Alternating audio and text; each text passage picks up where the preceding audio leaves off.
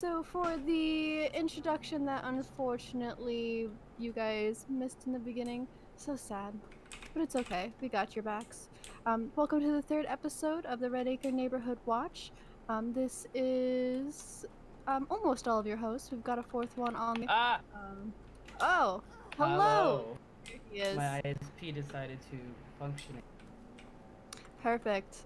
All right, so we have our full team of hosts now. Perfect. This is Archer, by the way. You can find me online on Twitter at Skigulium. We've got our guest host right over here, Kyle. Hello, Kyle. Say hello. Hello. Awesome. And then we've also got our host right over here, Leia. Hello, all. Hello. And then he's not quite in game quite yet, but you can still hear him talking here. We've got Zayden. I am an menacing ghost of the past, yet to materialize in the world. Hello. Hello. Alright, so this is going to be a really interesting episode, everybody. We've got some really great topics that we get to talk about today, and as a heads up, you're going to see a lot of really new stuff in this episode, and that's because we are currently playing on the public test build. The developers have given us permission to go ahead and showcase all of the neat stuff that we've got going on here.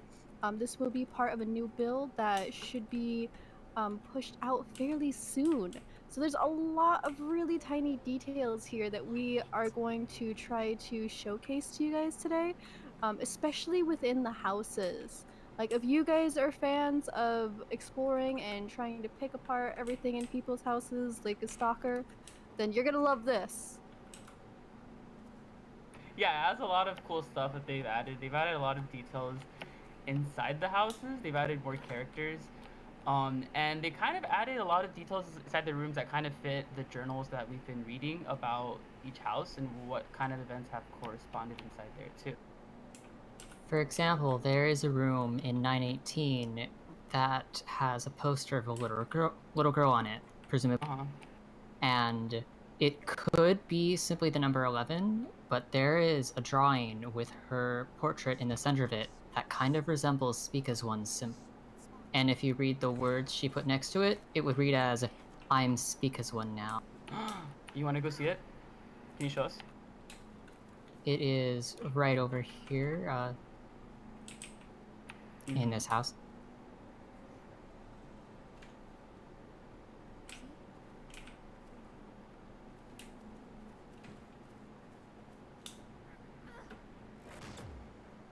Kyle, there's an open window. What are you guys doing over there? Vandalism. No, Oh, I'm pretty sure she just turned 11 years old. It has nothing. No, nope. It's not had nothing. No, nothing suspicious about this poster. She's just 11 now. No, yeah, she's and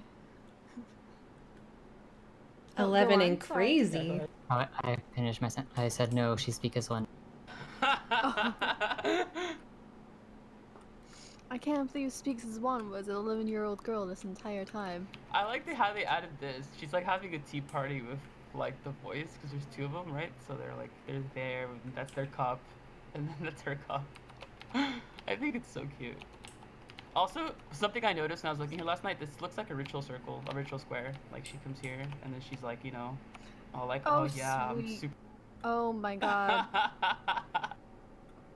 Yeah, no, I could see that. Go ahead, kneel then.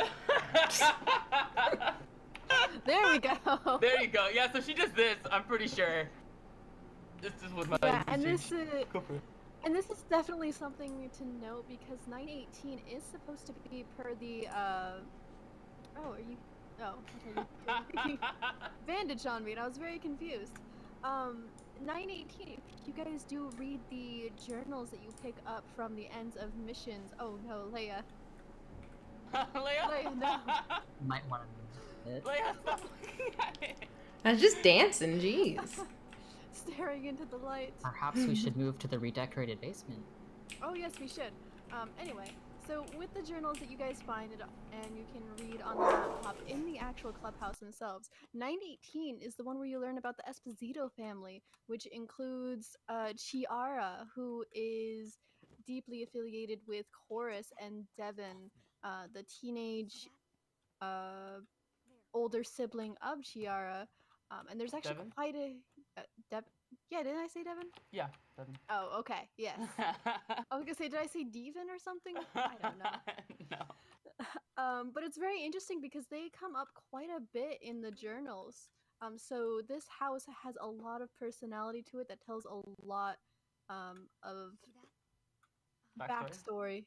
There we go. That's the word. A lot of backstory about characters that we've only really seen in these written journals. Yeah, they did a good job adding the very small details, like Simply Darkness says. And yeah, it's not a tea party. It's definitely an altar, Liz. Yeah, that looks like a very.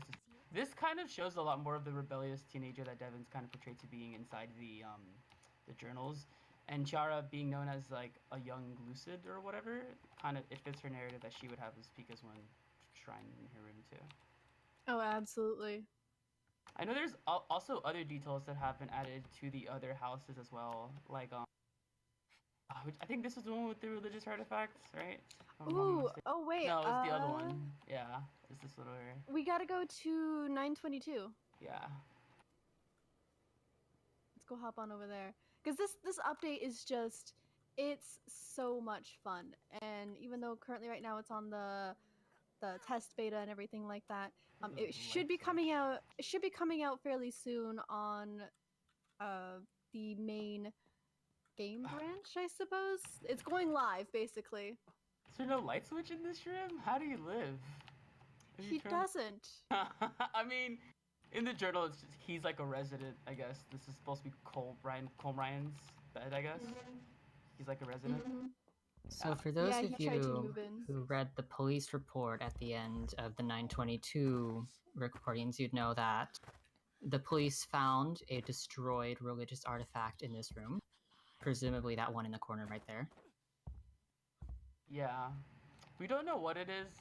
I'm speculative to think it might be the 8th symbol, but maybe that's just like wishful thinking. Actually, it's like made up of broken people, so I don't know, man. It just kind of looks like actually, the really interesting about that is that it does actually exist. It's called the Triskelion. Triskelion? Something like that. It's a Celtic. Yeah, it's a Celtic symbol consisting of 3 legs or lines radiating from the center. Let me see if I can. Oh my gosh, I didn't even know that. That is awesome, Archer. It's actually a thing. It's a traditional symbol of Sicily where it's called the Trina Crea, whereas known as Manx is the tree Cassinvainen, or something kind of like that. I'm awful at pronouncing things. Like, don't even talk to me about that.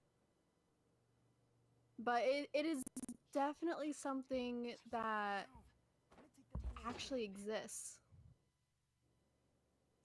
Yeah.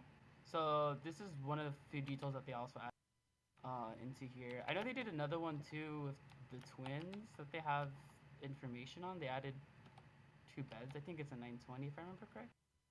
Oh yes, in 920. Yeah, over here. The window's open. This back window. I'm gonna kick in a door anyway. No, stop. I'll open the window to the room. My God, she really did. Maybe this is where the twins live. Yeah, I can't even pronounce her last name. Wellesley. Yeah. Wellesley? Wellesley. Margot and Marshall Wellesley. How could this have ever happened to me? I wonder what you did. But yeah. I'm gonna just hop up here. Oh, another really fun thing that came with this update too, which I could go on for ages about this, is if Leia... There you are. Come on up here. Join us. Join us. What? I threw a hook and everything for her. She looks around. Oh, wait, there's a recordable piece of evidence right there. But anyway, up there on the corner of the roof is the like little dispenser, equipment dispenser. This is really, really new and absolutely fantastic. You can actually spend a new currency that they put into the game called Snacks, which I'll go into that in just a second here. You can spend that currency to get really handy goods here that can be shared with your entire team. Yeah. So we've got flashbangs, trank darts. Oh, I love trank darts. Oh no, that's Oh a my shame. god, put them down. Yeah, it's So- really nice. One person can just basically buy them all for everyone, or you guys can split it, I guess, depending on how your team goes. I think they're really good because they have a lot of candy bars, and then Lucky Luke can proc off of it, so you might end up with more than you. Absolutely. And these are spread all over Red Acre. I think there is one on top of the 918 house. There's one back way over where you're at, almost. Yep, behind 919, there's gonna be another one. There's some. Where's the other one? I think over in Upper Hoadly, which unfortunately we don't have that unlocked in this game yet, but I'm sure we'll get up there pretty quickly in this podcast. I know those fireworks. They don't seem like they make a lot of sound. Nine mine, but yeah. I guess the course just doesn't pay attention to these giant bottle rocket setups on their roofs. Or they do, and they're like, I don't get paid enough to deal with this shit. You know what? I would accept both reasons for that. And there's an equivalent in the maze, which we will get into once we finally have the maze. Yeah, I think if we leave right now, we should open the maze. We're gonna be able to show one of the lockers in there. Yeah, I think that's a good idea. Let's go ahead and unlock the map a little bit more. So beyond that, with this update, the rewards are changing. As you guys can see, we have snacks now as our virtual currency, and we're no longer getting boxes depending on our rank anymore. Now we're just getting snacks depending on our. Unless you get a lighter rebellion. Yes, so you do get a lighter rebellion, you get a box. That's true. Maybe we'll get one right now. But yeah, with these snacks, you can spend your snacks for cosmetics, including decorations and like hairstyles and posters that you can put up in your boxcar. I have a cup in my boxcar. I can show you guys. I think Kyle has a guitar, so there's 2 guitars. There's also a first fire. Oh, wait, there's a lot of first fires. Yeah, I like the first fire spam. It's really lit up in there. Oh, I know. I think my personal favorite has got to be the head. Because, like, you know the mission where you steal the harmonizer and you have to go put it underground? I love that mission. I love the stupid head. And I want, like, 10 of them in my... Dude, right? I want to, like, deck my whole boxcar out in a bunch of chorus stuff. And as you guys can see with the boxcar, I have plastered every bit of posterable space with just because I can. Right. And we can play the guitars. Today is gonna be the day. Come on, everyone sing along. You know the words. No. A really fun thing about the cosmetics that you can buy with these snacks in the store, which if you ever want to access that store, it is going through like the wardrobe, so like the customized appearance. You just click in there, you'll see like the first little tab will open up directly on the store and it'll show you all the stuff that they've got in there. Currently they've got like a bunch of shirts and jackets and posters, and they do have a daily special that cycles in and out. Currently right now it's just a gesture, but hopefully it will update to something really interesting later. Head. Yeah, Like one of those sweet bandanas. Or like the high five bot, because I know everybody has been extremely excited to see the high five bot come in as one of the daily specials. Yeah, high five bot is bae. High five bot is life. And down at the bottom you can see that there's also premium content if you scroll to the bottom of the store menu. Oh yeah. That'll link you directly. Yep, that'll link you directly on out to the Steam page where you can buy DLC. There will buy one and then you're done DLC. Like you don't have to worry about missing out on anything like that, or things that'll change the game completely. It's just cosmetics at this point. We have a new cosmetic package that should be coming out with this update called the Founders, which is going to include 2 snazzy jackets and a poster from what the devs have previewed in the main Blackout Club Discord, which should be really, really fun and really snazzy. Yeah, the poster looks awesome. It's like a boxcar poster. I know Rue had revealed it earlier today. And then earlier this week, he had kind of revealed the jacket. And then later he revealed the emote, which was Dab. So we do get a Dab. I forgot about the dab. Thanks for reminding me. The founder jacket looks amazingly sick. And the dab emote, I'm definitely gonna have tons of fun with. I know the price is gonna be a little higher than usual because it's for people that really want to support the game. And that the release I think is June 5th. So if you guys are interested in it, be sure to wish list it on Steam, and keep your eyes out for. Oh, I got a light too. I didn't even realize that. I just passed by this Oh. box. I didn't Nice. get a box. Wait, maybe it's because I already have a lighter. Can we start? I think Sadly, I you. didn't get a box. See that? There. Oh, is that Kyle? I Oh, said you're- sadly I don't have a box. Me neither. That's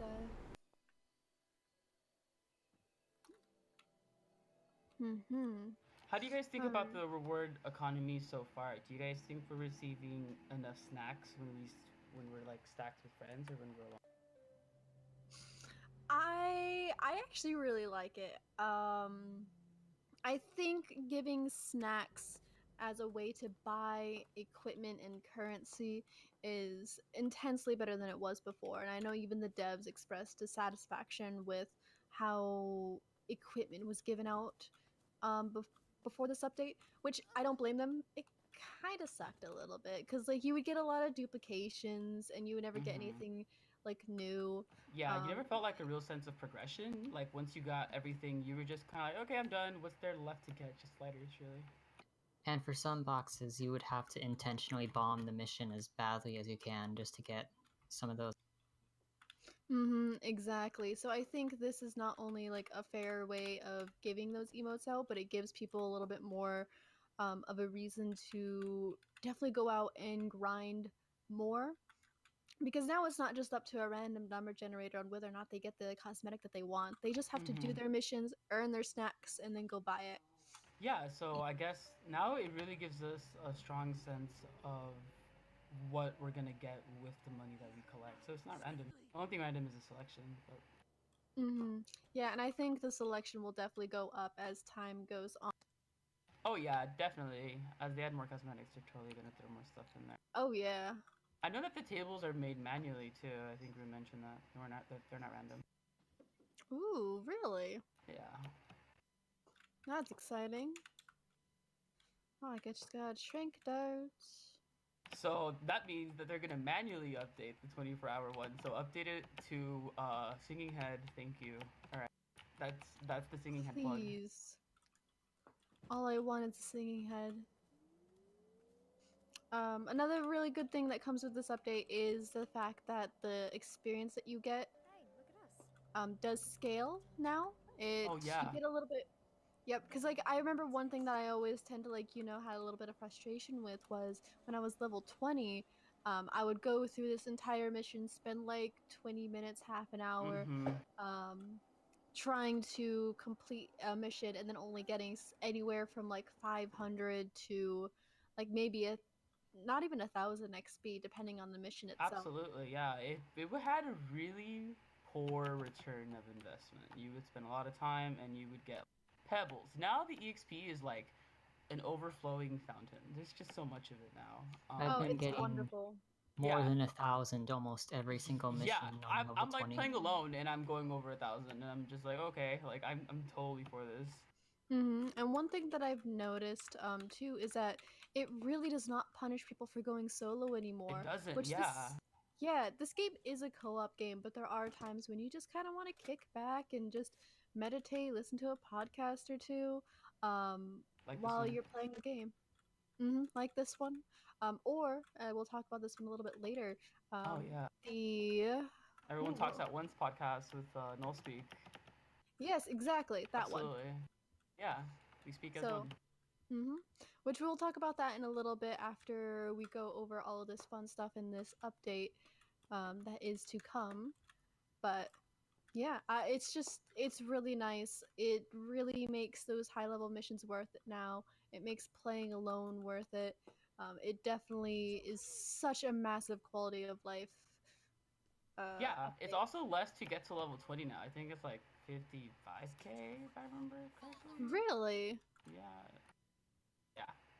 It's a lot less, like in between It's about levels. 66,000 to get to level 20. 66,000. There you go, yeah. I was like, somewhere up there.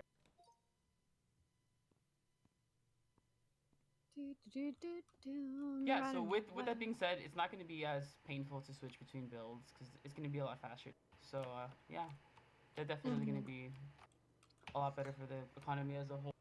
I know also we got new quests too. I'm not sure if they'll show up, but we did Yeah, get I some. think some of the newer quests are going to be a little bit more higher level, and unfortunately, we're going to stay lower level for this podcast. But there's going to be a couple of new missions. One of my favorite ones is a redone mission for the missing kid, where you have to find the house where the kid was kidnapped from, and then hunt the kid down through a trail of blood. Yeah, it's really spooky at first because you just go. Oh, you cut out there, Zayden.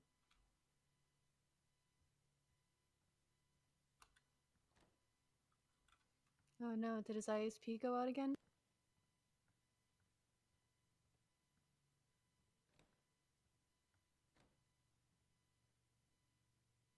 Oh, looks like he's gone. Ooh, okay. That answers that. All right.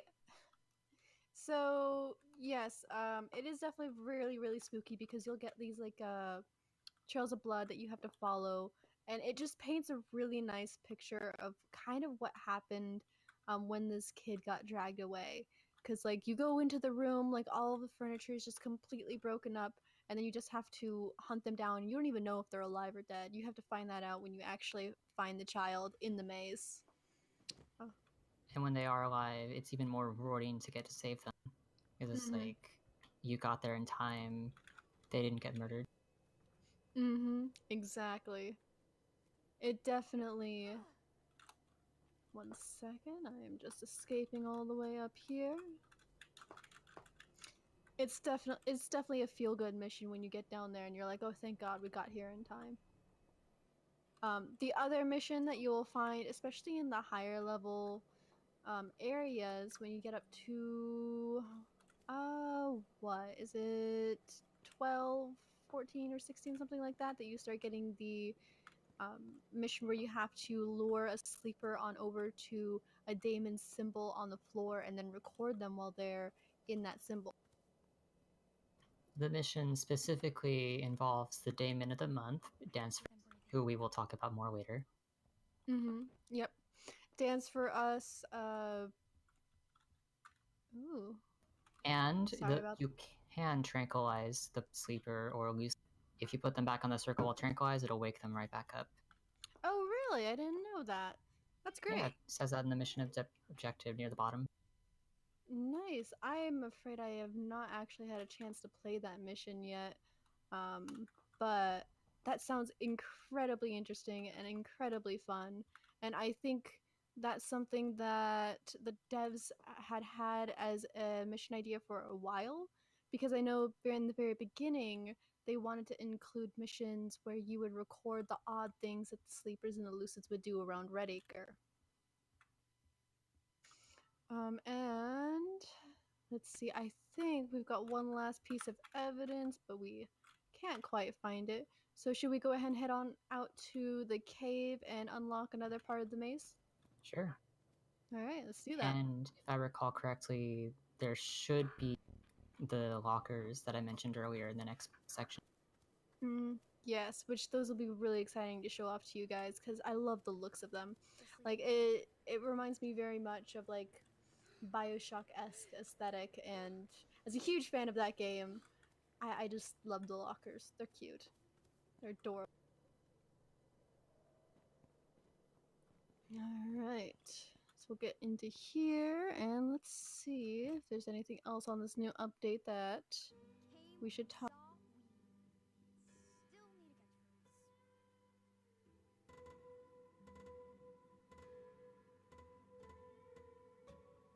a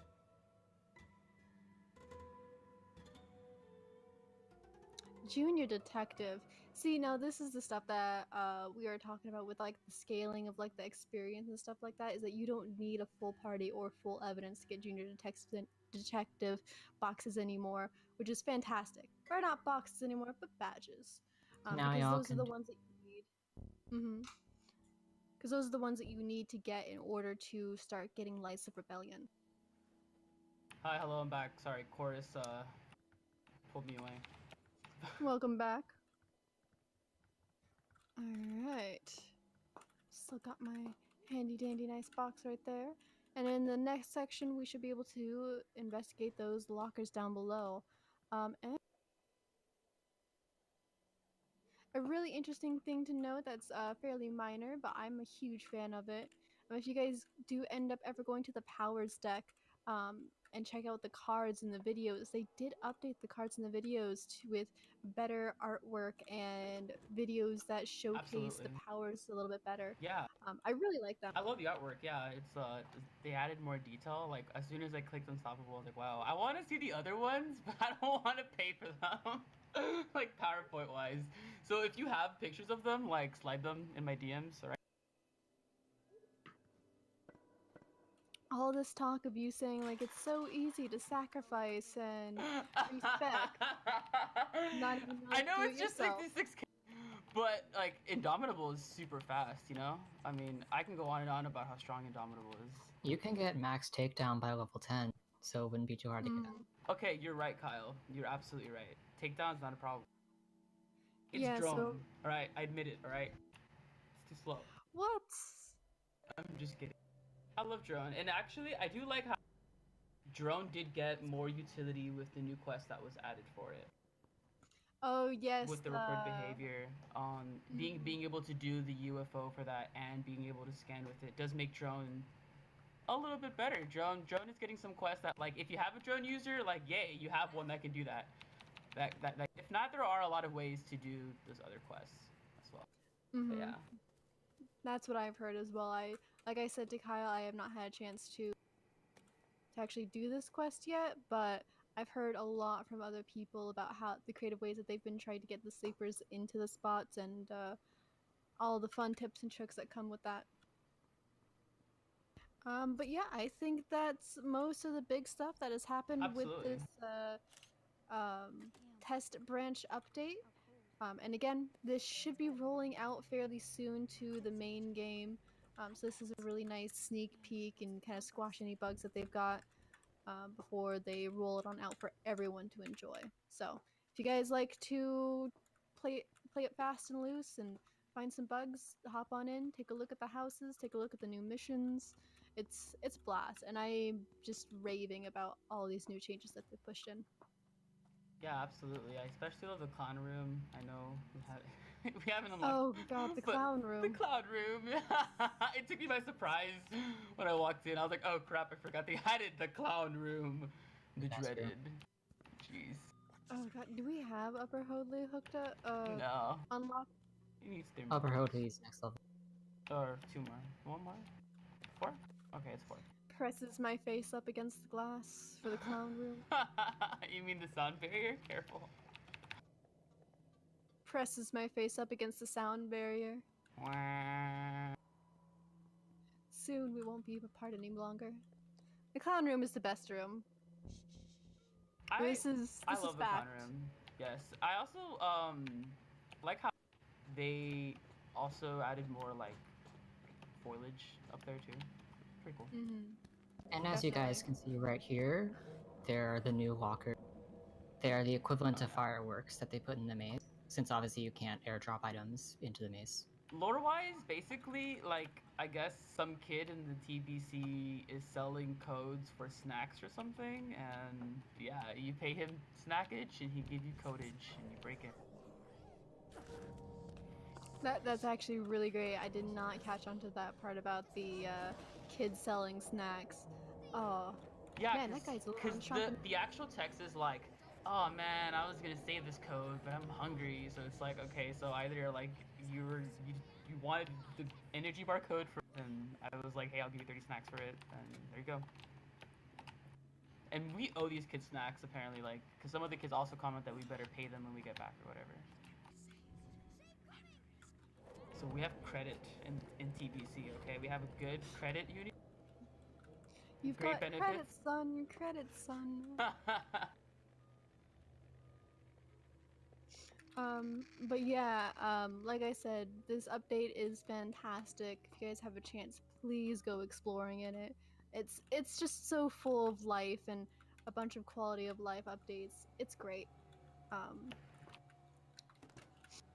but yeah, I think that's it for that section. And I think another thing that one of the first things we mentioned earlier in this podcast was other podcasts, including the one that Nullspeak himself spoke on and With talked a little bit about the Everyone game. Talks at Once. Yeah, Hmm. absolutely.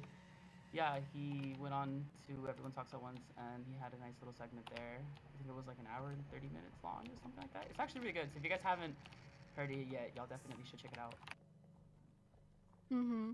Yeah, I know some of the really interesting things that Oh, get out of my way.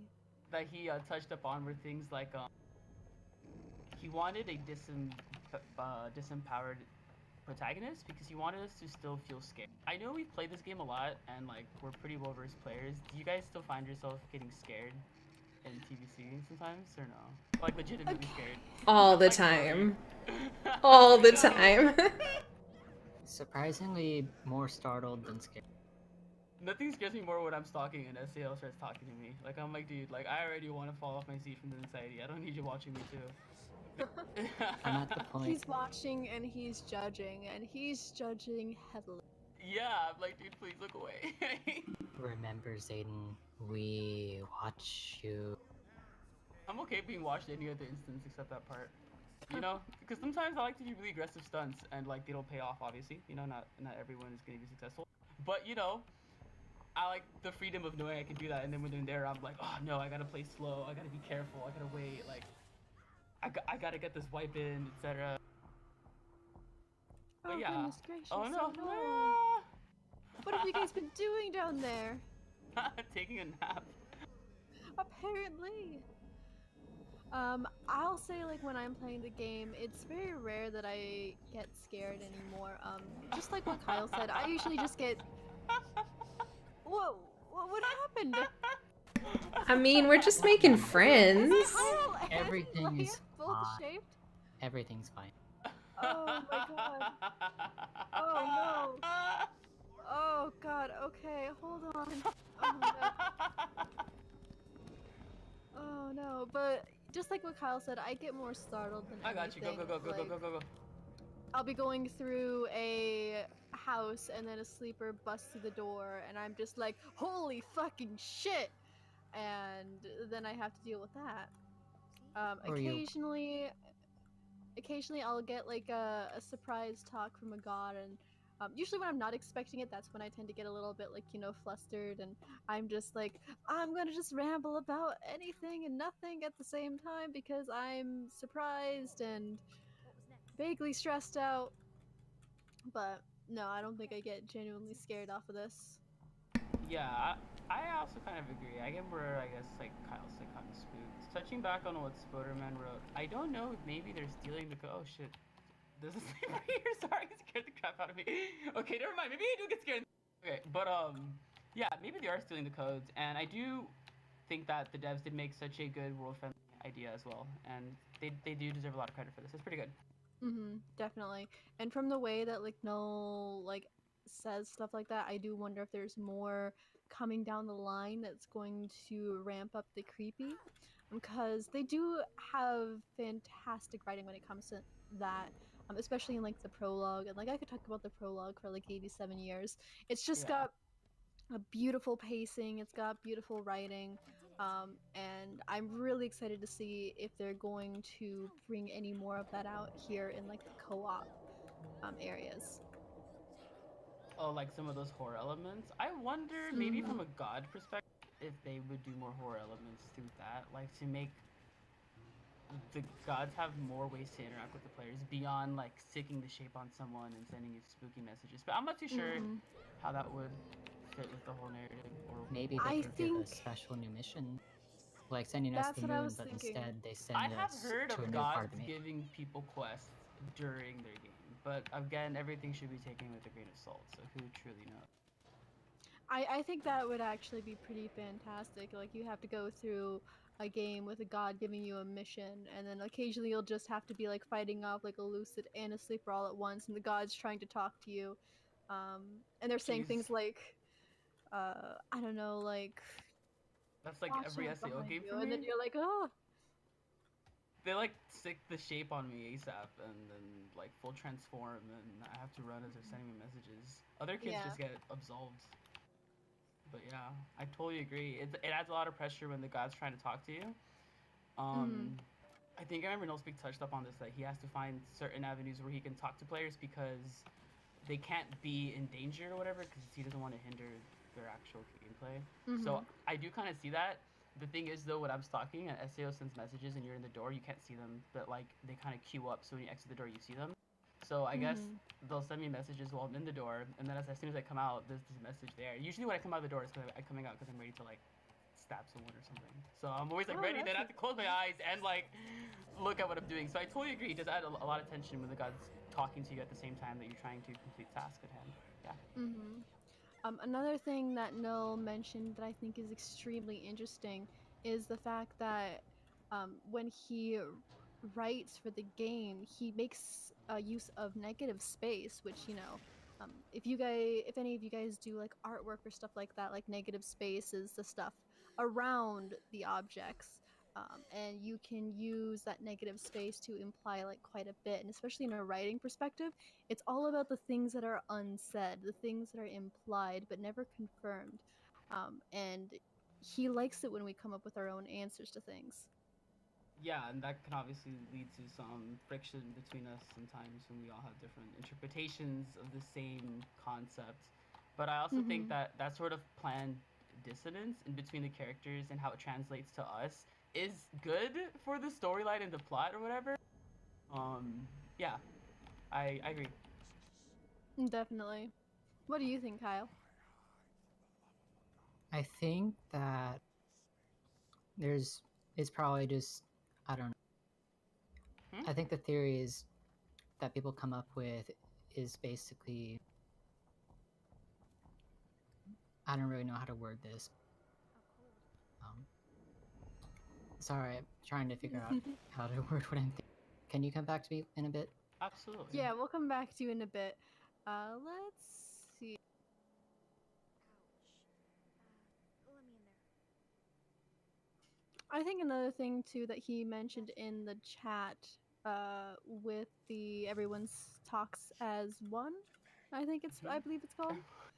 Another thing that he is how he heavily encourages players to sacrifice their leveled up characters to one of the mysterious voices and the like. And the power that you create is eradicated, and you move on to a new identity who can have a relationship with a new voice or antagonist. Which we talk about this actually fairly often when it comes to sacrificing our kids and following and worshiping various gods and stuff like that. So, what do you guys think about that? Like, what do you guys think about sacrificing and restarting your identity, and maybe even starting up a relationship with a new god? I know And some people it's have Smurfs mm-hmm. that people do to run double identities. Uh, I guess it's kind of hard because it's a lot of honor code, I guess. People have to be like, oh, I won't use my information as one character to benefit the other one or whatever. But I think it's cool that we have the choice of being able to see different sides of the story if we choose to sacrifice and make another identity. I don't think I would make another identity if I had the choice. It would just be the same identity, following the same god the entire way through.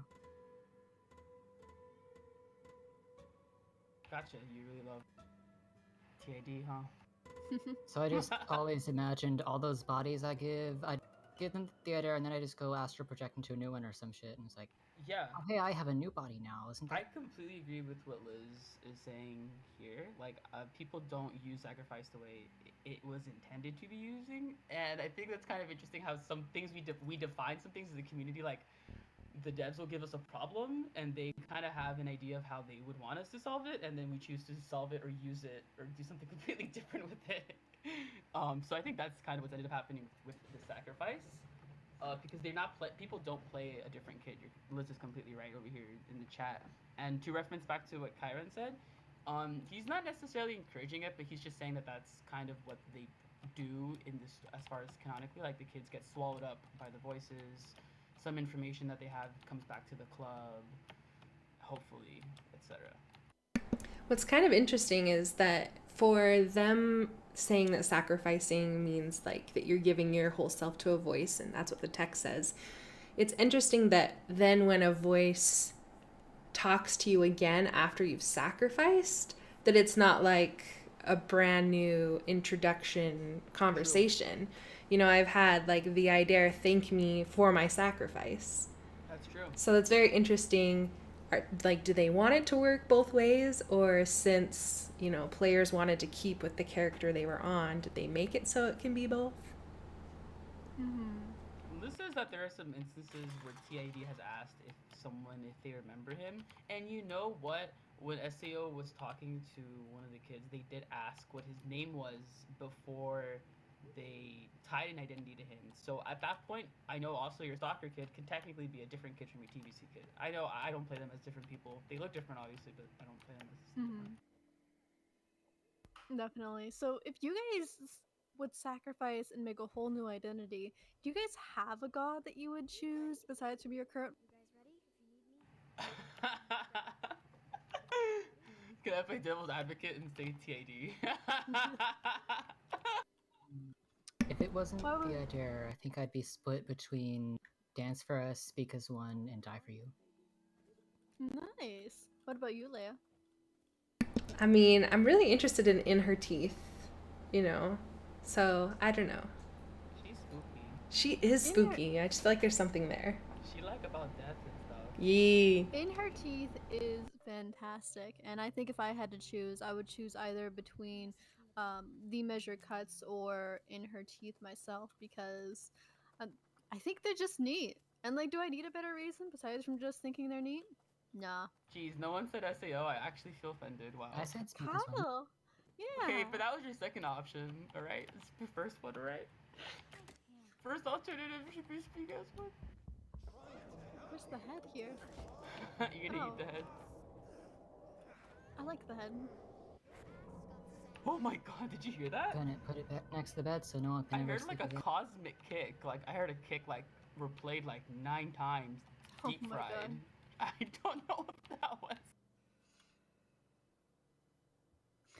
Another thing that I really like here that I think plays into his previous statement about sacrificing ourselves and having whole new identities, because like what we do in the game definitely does influence it. It could be in like very minor ways, or it could be in very major ways. Like a minor way would be like, you know, telling Speaks as One that like the idea is definitely alive, well, and kicking it. And then the major ways are things like flat out waking up gods. So I know he says that the community drives a lot of what happens in the Blackout Club. He can't really say how much what we do affects the game itself and the plot. But I think that's really interesting. So like, do you guys have any theories of like what we might have actually kickstarted off behind the scenes? I feel like we influence current events, but the backstory is completely set in stone.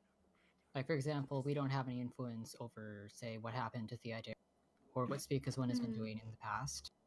But we do have influence over new stuff, like, for example, the Dead Skeptic or the Cody plotline. Definitely, which I think that's a really great point there to make, especially with the Dead Skeptic, because I completely forgot about that. Because I think we talked about it in our last episode of where Liz helped talk the Idare into looking into who the Dead Skeptic was, and he found him. And then they disappeared, because I guess that's just how it works here in Red Acre. Disappear and spooky. Or Dead Skeptic. Bells 2.0. Yeah, and like you kind of have to sit there and think and just ask yourself, like, would the Dead Skeptic still be here if Liz and I think even Kyle asked about the Dead Skeptic before too, about like what would have happened, like would they still be okay if we had never actually brought them up to the Idare? I did ask, but he waved me away from it. Oh, don't worry, Wiz is working on it. Don't worry about it, Kyle. From your transcript, I heard him say we were already looking at it. We were already doing it or whatever. That's basically it. He was sort of waving it away so that I don't have Yeah, to when ask him. I read that, I had a pretty good idea that Dead Skeptic was being looked into. Only because I thought of he that. was working on it behind the scenes with an NPC. I had no idea one of the actual players from the Discord. Which is No. just. Yeah, I kind of knew, but I was sworn to secrecy, so I didn't tell SEO until afterwards. It got revealed. But then even when I did SEO, I had already known, so it doesn't even matter sometimes. I think what we told the voices, because sometimes, and I kind of told this to SEO one time, because when I had told them, I was like, okay, so you just know everything or what? And then they were like, no, we don't know everything, and I was like, are you sure you don't know everything? And then they were just like, no, we really don't know anything. But I was upset, I guess. I was just being kind of, I guess, upset about it. I was like, dang, like y'all really know everything. Because I would always tell them stuff, and then they'd just be like, oh, we already know, we already know, we already know. So I don't know. But some things I have told them, they have taken action for. Like if I've said, hey, so and so isn't really on our side or whatever, they'll go do something about that after they do like a whole SAO investigation. So I don't know. Hey, Zayden, let go of that sleeper real quick. No, no. What are you gonna do to him? Oh, you're gonna do this. It's bugged. God, I reported this. Perish now, Archer. Perish It's now. okay, I'm coming to put that sleeper out of his misery. Okay, this is fine. What the? Did you shock him? Bear. It's fine. He deserved to be tranked. Kyron says she blames me. Also, have they talked about the news report, like how the reporter talked about the boogeyman in the forest? Mudkip asks. And Liz mentions that the binder's actually on the roof of that house that you're at, Leia. Perfect. Yay. Oh, we have Don't not. blame me, Ren. That wasn't me. Yeah, we have not talked about the news reports yet. Which good point. I think we completely glossed over that when we were talking about the update stuff, which is really interesting. Damn it. So I think we should probably revisit that real quick after we're done talking about the podcast, so we don't shoehorn things in the middle. Absolutely. So definitely thank you, Budkit, for bringing that up to us. Yeah. The recordings that were posted are in the boxcar, and they're basically kind of leveled. So depending on how high your level is, you'll see a certain number of recordings. And the way they kind of start off is like the reporters asking questions to Bells about Bells' disappearance. And then eventually she's assaulting them in the street, asking questions like, hey, talk about your grieving daughter for them in the street. Harassing them, maybe, Kyle. Assault? She's not verbally hitting them in the head with the camera. Okay, That's demanding can I answers. amend that to emotionally assaulting? Okay. I'm just gonna come up to you while you're grabbing some groceries and remind you that your daughter is missing and probably dead. Have you heard the theory where your daughter jumps off the edge of the town? Yeah, it is very harassy. You're right. I do agree that the reporter is being a little bit nosy. And like in the final one, they're trying to ask her, she's trying to ask them questions and they're just ignoring her. Totally done. Because at that point, I think they even gave like a rough like date or time frame that we've been doing this as a club, and it's about like 3 weeks since the time Bells disappeared and the rest of the club started getting really active to collect evidence. I didn't really think about that, but you're totally right, Archer. Lucid, here. It's about 3 weeks after Bells disappeared.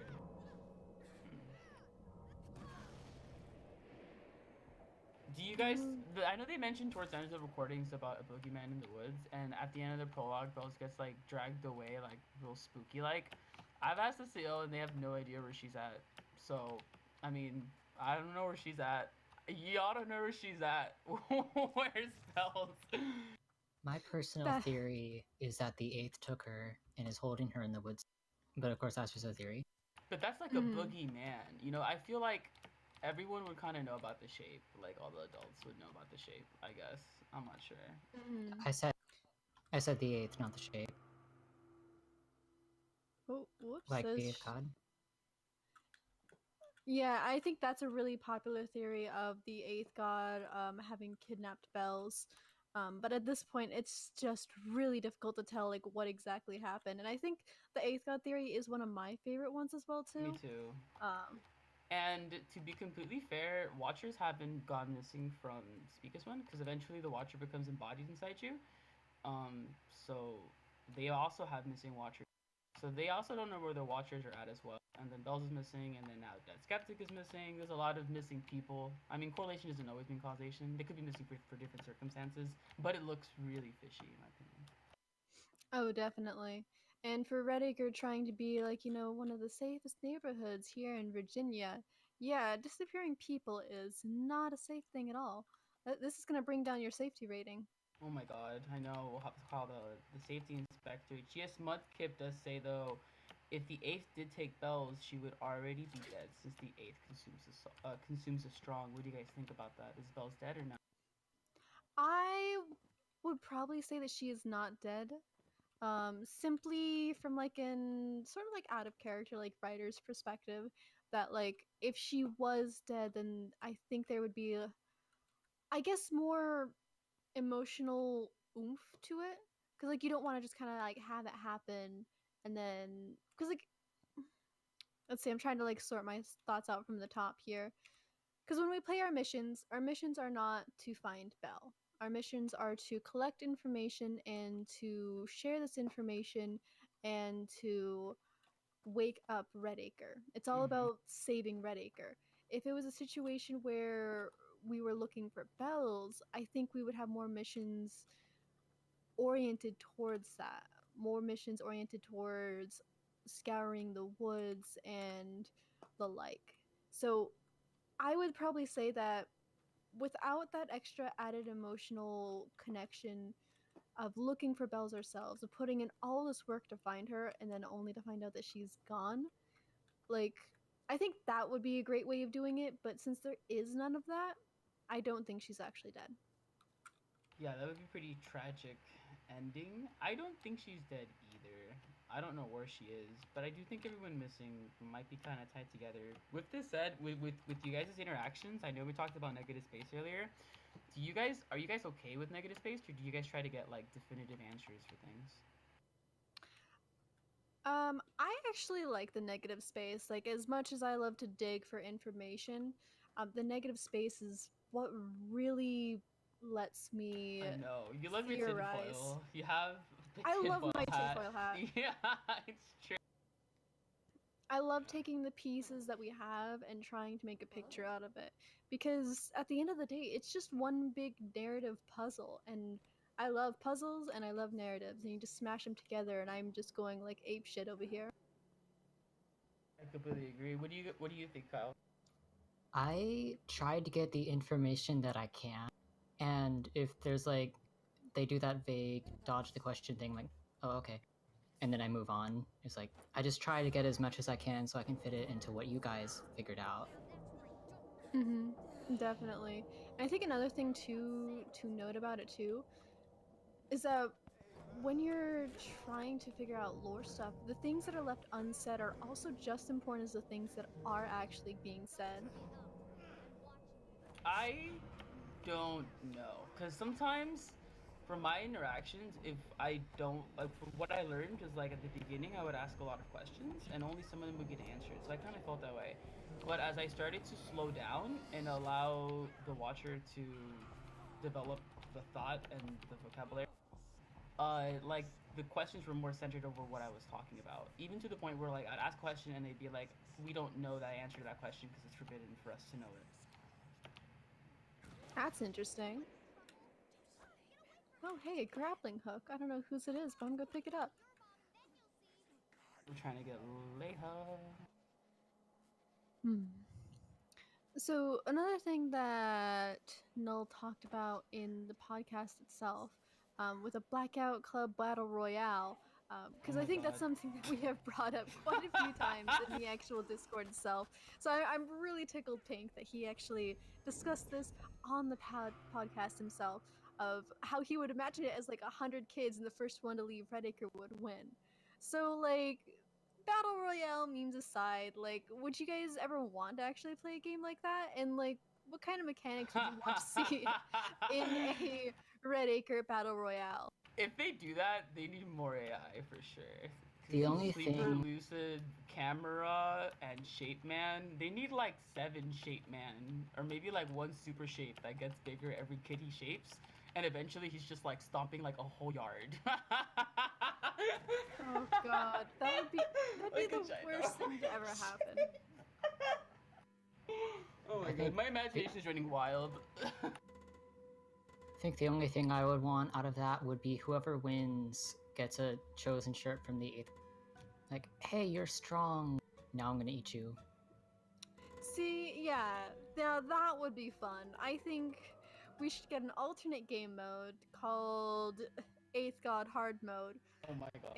and it's just about whoever wins gets immediately sacrificed. And it's like crossbows with infinite ammo, right? And they have hit scan, and you have flashbang, like first aid kit, and chocolate bars, basically. Yeah, I could totally see them Exactly. doing a PvP battle arena for us, but like, what's the point? I could see them doing something with their crossbows. I don't know, maybe like if you bonk a kid, because I know you can bonk kids as like kids to stalker. Oh, I got a detective box. So I guess if you bonk the kids too, you can make the grapple weapon. The grapple technically is a weapon anyway, but for the battle royale, why not? Ready, game faces. What do you think, Leia? Would you play a battle royale of the Blackout Club? I mean, the idea is grand. I think it would be really fun if you were playing with a lot of your friends. Oh yeah, for sure. If I was playing with 100 Zaydens, though, no. I don't Love think you. anyone would play a game with 100 Zaydens. Oh my god, no, Attack stop. of the Zayden. I would rather throw myself off a cliff than play with 100 Zaydens. I'm sorry, dude, but no. It's okay. I don't think I could play with 100 Miis either. Anyway, Kyron says in the chat that she wishes there wasn't a battle royale. So I guess in Kyron's world there is no battle royale. I think in the perfect world there is no 2. Zayden Spider-Man invites me 1v1 to soldier 1v1 in him. TVC. TVC battle royale. What did you say, Kyle? The exact same thing Zayden said. Oh. GS Mudkip wants to note that there is an unspoken divide between each of the groups, where the main groups are the ones who align with SAO, one who align with TID, and the last ones who align with any other date. Oh, so it's like a team battle royale where all the different hosts have to like duke it out. Now that would be fun. Oh, okay. Team battle royale, or you like toggle? You know, what if we're like predicting a future mechanic, like depending on how much you give to one god, it'll like increase the influence of it or something. That would be actually pretty interesting. Because like, can you imagine like a battle royale where each kid, like you pick your god at the start, and then each kid that you quote unquote trank or Neutralize. kill, yeah, neutralize. There we go. Every kid that you neutralize, you convert them to your god. So if I'm murder god and I kill 3 people, Neutralize. neutralize 3 whole people, then we've got 4 people dedicated to murder god. And then it's just a matter of seeing who can go out there and tranquilize the most people. That would be fun. Stop putting quotes over tranquilize, please. I'll do as I wish.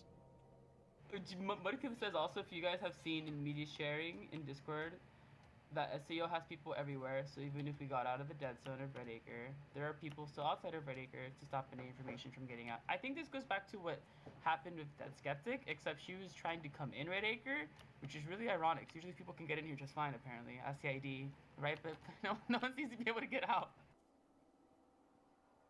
Mm-hmm.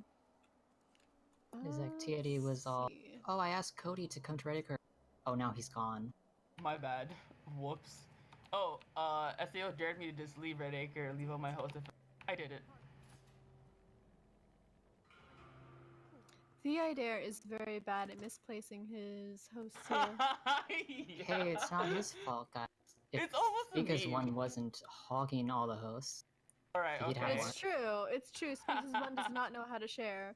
For all of his talk It's about community, he does not share at all. There And are also, he plenty. hates his own family. There are plenty of other hosts that they can go Oh to. I think no. I don't know why they single out Speak as One's hosts. Perhaps they don't want to see Speak as One's more grander vision come to life. I guess perhaps. maybe because one's more extreme than the other one. Liz said he didn't misplace them. They were murdered. Okay. And then Spoder says they're not gone. They're just not here right now. Oh my god, that's so sad. One like, one cry. Press F to pay respects. And I know that right now we have a lot of God interactions happening right now, and Noel kind of mentioned later that some things that are happening right now are not going to happen later. What are some things that you think are happening now that aren't going to happen later? I just said the same thing, right? That's difficult because I think one of the things that are not going to happen later is one of the things that I love the most about the game, and I think that's the frequency of the god interactions, or just flat out the god interactions at all. Because with how, like, I guess intense they get, how like deeply personal they are, I don't think that's anything that can be like Replicated? not quite replicated, but like kept up. I completely agree with you. If the player base of this game grows, the amount of people that are running gods are gonna have to grow. And if that's the case, I do really good speak as one impersonation. I'll throw in my resume. But Mm-hmm. I I do agree. know another thing. Another thing about that is that another part that makes the gods really fun to talk to is that they remember you, and with the player base growing and with the devs not wanting to have people feel left out, like that's a lot of people to keep track of, and a lot of like, I guess not quite like mini plots, but like you want to make it personal, so you want to remember things about people, including their own Yeah, like stories that they have talked to you about in game. absolutely. Funny that you mentioned that because we were in a four stack SEO, like, I don't know, like a couple weeks ago, and someone had asked something like, why do we have to capture a stalker to get a dossier? Or whatever, and I asked it, but that's because someone else had, like, someone within the group wanted to ask it or whatever. So I asked it, and then SEO remembered, and then when they remembered, I remembered. I asked this question like the first time I ever met them, and they remembered that I had asked that. They were like, "Dude, we already answered this," basically. Exactly. And like that sort of like level of personalization is what is just incredibly fascinating about this game and one of my favorite parts of it. So I don't think that's gonna stick around, as sad as it is. I would love it if it did, but I mean, I don't want I can't to. say the words. I don't want them to be real. Yeah, like Would your playtime? Would you guys' playtime of the game change if this was the case? Would you guys find yourself playing TPC more just for the mission, grind, XP grind, immersion? Potentially, like I know, like I said, it's one of my favorite parts of the game. I mean, if my friends kept playing it, like I love playing with my friends. Like this is a co-op game, and I take advantage of that fully. Like so like if I didn't have my friends around, then I think my player time would go down. Yeah, because I Yeah. like that lore. I like that personalization of getting the lore directly from a god itself. No, I completely agree. What do you think, Kyle? I think I have the same opinion as Arch. I'd stick around if my friends stuck around, but I might not play as often if none of them did. Because, the gods disappearing would be very sad. Never get to see them again.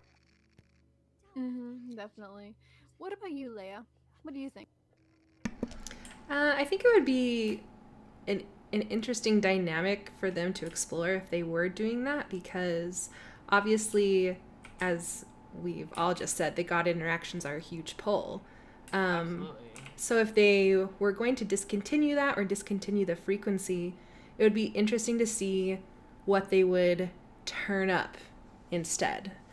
So I don't think that they could I don't think they could get away I don't think they could get away with just like removing it completely and then leaving things how it is and keeping the same player base. But I feel like if there was something else, like a different way to bring in lore or a different way to like keep the story going, or maybe at a faster pace or something like that, could possibly keep the player base. But I don't think getting rid of them completely and then not adding anything else in would work super well. That's a good point. What do you guys think would be good to replace the god interactions with? Yeah, I know Liz kind of talked about that too in chat right now. She said that she doesn't actually think that they're just gonna drop the gods. That there is a replacement that actually comes into play, and that there's still story to find out. Maybe we would just get it through a different avenue. Maybe all the gods would switch to being textual. I know there are some Ooh. IHT textual screenshots from beta cough cough somewhere. Exciting. I may have just thought of something that might be cool, but might not. Ooh. Maybe it would be based on how much XP you sacrifice. Like if you reach, say, 100,000 or something, You would do or yourself. a million, maybe it would trigger a mission in the next time you load up a mission, and you might get a gift from the god you sacrificed to. Oh, that would be Mostly actually really scripted, nice. of course. Or they might prepare it beforehand, like, like they do with the dreams. Maybe. Just have a quick recording of the god saying your name, and then they have everything else be scripted. So it's like, Yeah. it would take a lot less time because all they'd have to do is have the voice actor say your name. Yeah, absolutely. We got some interesting ideas also from chat. Sputterman says that his guess would be server-wide events, kind of like Fortnite. A server-wide event in TVC, dude. Everyone would just be emoting nonstop. We'd all be like puppet dance, like a solid, like the entire interaction. I would love a server-wide TVC event. I think that would be a great idea, definitely, because I think that would be an easy way of throwing out like a blanket event that people will still enjoy. It doesn't have like the personal taste to it, but it still allows people to quote unquote worship the gods as they see fit. Especially if it's things like, do this gesture for this, or scoreboards for like, tranquilize this many lucids for this god and stuff like that. You know, there are other server-wide events that I have seen, like in massive multiplayer online role-playing games. Like in Trickster Online, there was an event where players had a mechanic that they could dig in the earth, and you had a chance to spawn a box, right? It was called a Popori box. Depending on how many Popori boxes everyone got, the community as a whole got like a reward, basically. So everyone was just like spamming Popori boxes, and they were like buffing each other, and they were giving each other food so they could increase their drop rate. Like it was huge. That would be great. And it got so big actually on Trickster that like when everyone reached the maximum, like in a couple of days, they had to make an entire another tier. Like they had to make an entire additional tier. So I think something like that. I almost opened this box and got a rock. But yeah, I think something like that would be cool. Nine, go ahead. It looks like Nanny and Bine says that they think maybe it might happen in a certain period of the month.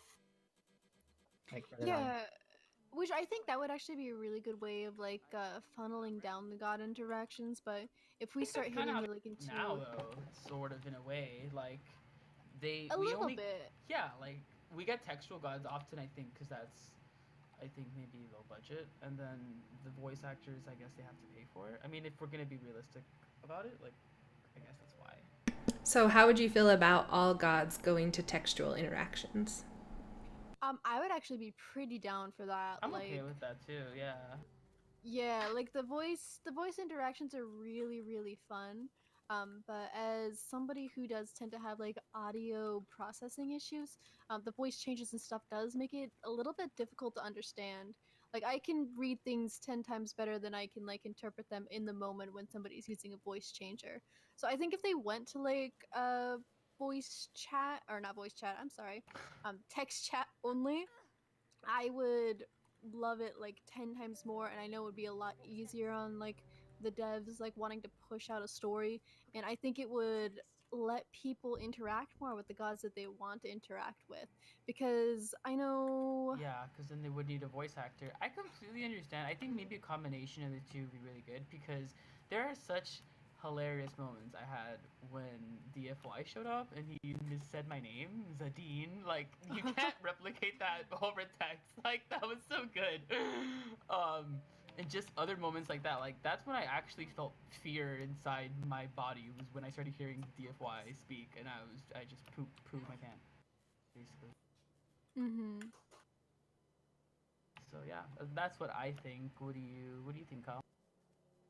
I think it would be pretty great because it means gods other than the Eider would answer my so I'd get to know their perspectives on things. Yeah. What do you guys think in chat? Like, if we swapped over to textual gods, would that change your perception on the interaction? Feel free to let us know. Yes, drop them in while I clean up this bird and shock a couple of sleepers. Oh, hey, the clown room. Now this is a good. Everyone's favorite Oh my room. god, the cloud room! No! It's so spooky. Let's see. Liz says, I think textual would help because I do want to know more from other gods, their thoughts on how they interact with their followers. Mm-hmm. I completely agree. If it's gonna give us lore in more clear ways and gonna create more interactions for people that have with voice gods, because voice gods only talk through voice and not as much through text, I think that's really cool too. And that would bring in followers for the other gods that aren't as active as much because they're only voice gods, basically, as kind of we've categorized them as a community. I think it would also tie back in kind of to what Noel was talking about plan dissonance and leaving negative space.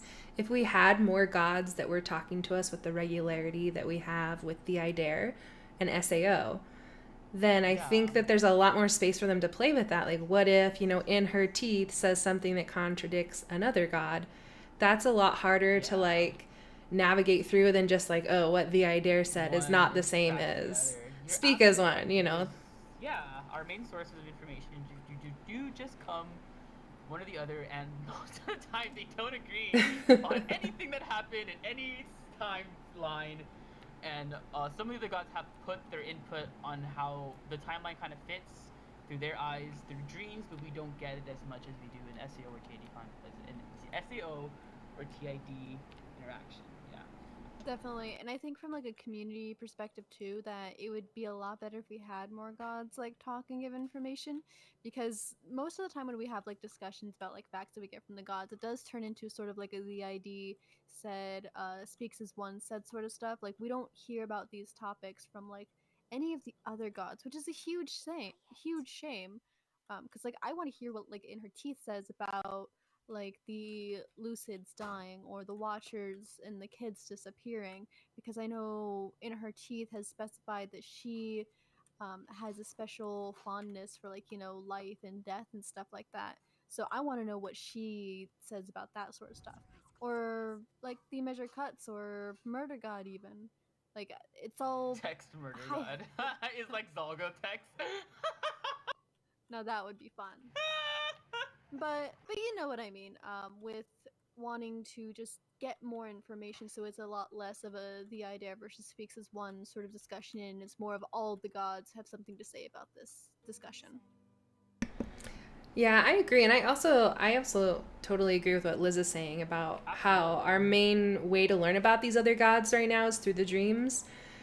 I also, like, on the other side of that, have been confused at times because of the dreams that those gods choose to answer. Have sometimes not been what I would view as like the best way to transfer information, but at the same time, like, maybe they're wanting us to get more of a feel for their personalities or stuff like that. But yeah, dreams have always been like a hazy thing for me because I personally am, lore thirsty AF, and always am listening and like want to analyze every little thing. And then when I get a dream that's like, yo, can we dance, together or something? I'm like, well, but you answer that dream. So I do recall one thing I was told about how the gods answer dreams. By many gods or many dreams use our name, or many rituals invoke our names, but in truth signify another. So it's not if necessarily if you use their name, but if the ritual you send just sort of symbolizes the god that you're talking to. Oh, like it, Interesting. like it embodies them. Like you don't want to send, like in her teeth, a food or order. It'd be something a little bit more dedicated to like life or death or stuff like I that, totally right? understand what you're trying to say. Yes, I think that's Kyle was trying to say. Yeah. It's like Or- Laugh Yeah. responds to the people who are like, I don't care what I'm doing to the ritual, I'm just gonna troll you guys. And Dance for Us responds to music sometimes not. Mm-hmm. She doesn't talk much. She doesn't, which she needs to, and I'm hoping to throw back to the fun update that we've got going on here. I'm hoping that we're going to see more of her with this update since did we ever actually mention that the record the sleeper dream features Dance for Us as symbol on the ground when we Yep. lead the Okay, good. I mentioned that earlier. Perfect. Yeah. Excellent. Ready. You guys ready? Yeah. So And- I'm hoping we'll see more from her soon. Yeah, that's definitely something weird. I'm totally gonna go like dig for information about that. You know, maybe I won't get some definitive answers. Maybe I'll get negative space. I don't really care because I always check my conclusions, and usually, like the god's a person, so they're subjected to, I guess, social engineering in a way. But it looks like Liz just raised a pretty good point in the chat. She says she thinks there's a part of the story that we just can't get because we're still in early access. So we can't necessarily figure all of this out right before the game even drops. I Mhm. don't know. We So figured the- out a lot of stuff. I feel like if we put it all, well, then you know what? I think maybe Liz is right in the way that maybe like as the devs kind of complete the world, we get more information about the world. And this is probably all going to be revealed at 1.0 anyway, like the premise of all this kind of stuff that's happening. And then later, I guess at 1.0, we'll have an actual narrative that will start to be created. Maybe this is just like the prologue. Maybe we're just going to be 14, and then at 1.0 we're 15. That would be actually really interesting. But I definitely agree that like they're not going to give us everything about the game this early on because, for one, it would be really disappointing from like a narrative perspective as well. Like if you're going into a game that a friend tells you about that they played it, but then they spoiled the entire plot, and then you play and it's like there's nothing new to learn, right? There's nothing Yeah, new for you to absolutely. uncover. So I do think, and I do really like the idea that there's going to be a lot more for us to hunt down once we get Yeah, into 1.0. and I think that's what the importance of negative space was that No Speak brought up. That with that negative space, it allows us to draw back and reflect on what we were told and question what we were told from other gods and draw our own conclusions from that. And those are not always going to agree with everyone else's. And that type of fiction is that planned dissonance that they kind of have sort of set up with these different testimonies that we've gotten. Mm-hmm. So yeah, I think they're doing a really good job creating that, and it kind of reflects weirdly on the community how we've kind of organized everything is very much I think the way they want it been organized. Oh, definitely. I always do wonder like what they think of like the community at large and all of our crazy crackpot theories and Yeah, how gung ho absolutely. we get for like the gods and stuff like that. And like I know Null occasionally pops into like the Discord and likes to comment on our shenanigans, but I just I wonder what it's like to be on like the other side to hear all this crazy stuff that's going on. Like I I'm know, sure it's right? definitely flattering because I know they were really excited about like us like doing the podcast and stuff like that. So And imagine how they feel when our theories are actually correct. Like oh the god. snack one, where we were like, snack is gonna be a currency, or like, we were like, oh, dude, nah, we're gonna have a currency, and then they actually have a currency. Like, I thought that was so smart because they saw that their own system was flawed, and then they fixed it into something that they would enjoy to play as well. And they kind of took Mhm. our advice and they thought about our feedback. So I really like how receptive the devs are, and they're not afraid to get constructive feedback. Oh, definitely. And like I think their willingness to accept like all that constructive feedback, which I mean, it's early access, so they would have to do it like at least a little bit there. But like the fact that they're willing to take it and not only take our ideas, but then like build something completely new on top of it. Yeah, absolutely. Yeah, it's like take our idea and then turn it on its head and then spin spin it around, basically. Liz kind of mentioned that one of her crackpot theories is in before the experiment that TID mentioned to her, because Red Acre is supposed to be an experiment, is us, the players in this world, setting up for the actual game. Yeah, that'd be like a very, very M. Night Shyamalan ending, I think. I think It definitely would be. Although I do wonder like how What a much twist. the actual game will change from like what we have right now, because I think they've also stated that what we have, what we are playing, is going to be like what we see in the game in 1.0. So I do wonder like how much it is going to change without actually changing the game itself.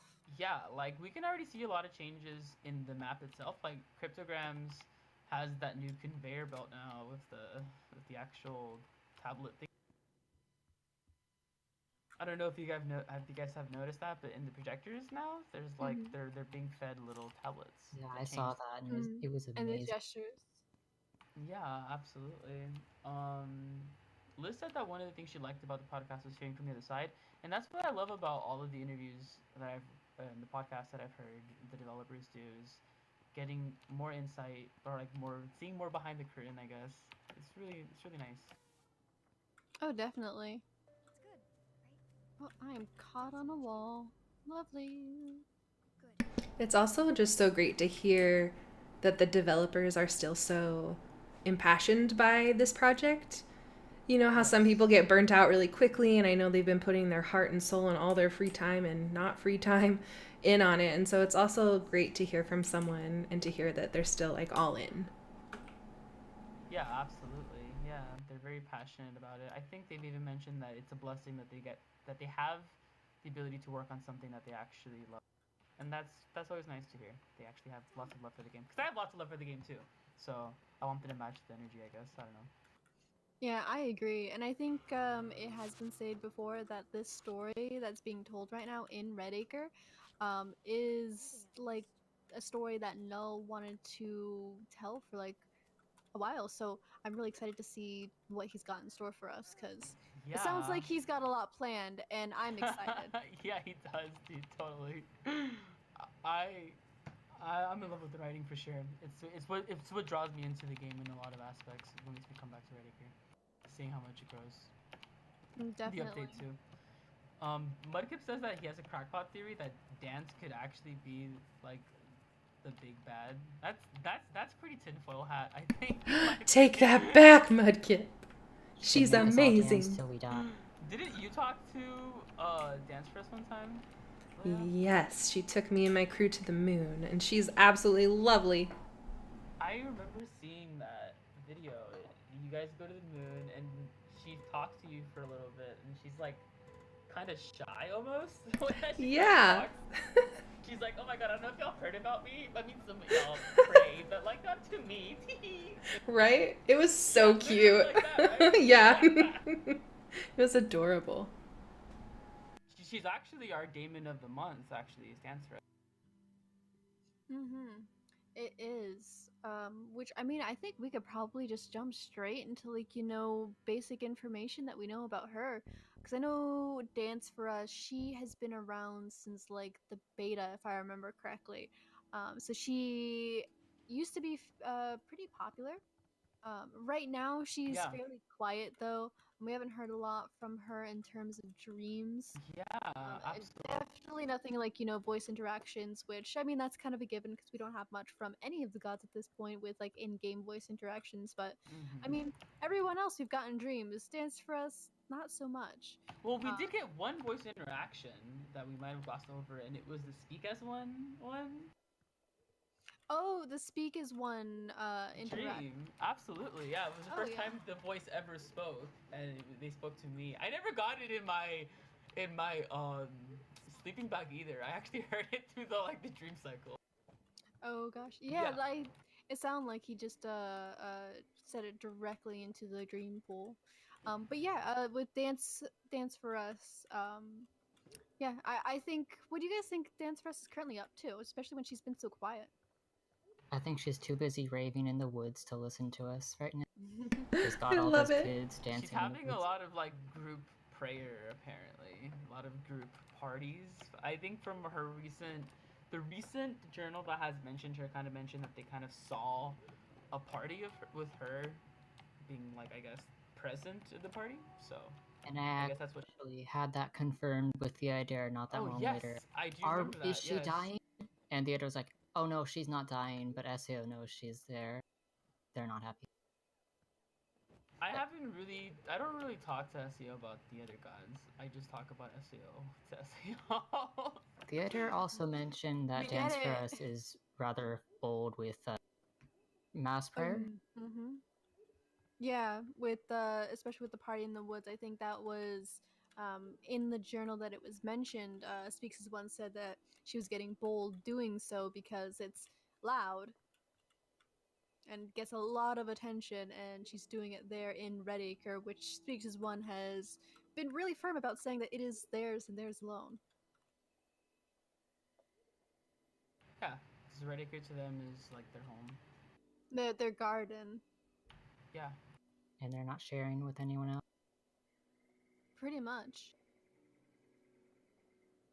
I think Dance for Us too is one of the gods that we don't have a lot of information on, which is kind of really sad because I think she's really neat.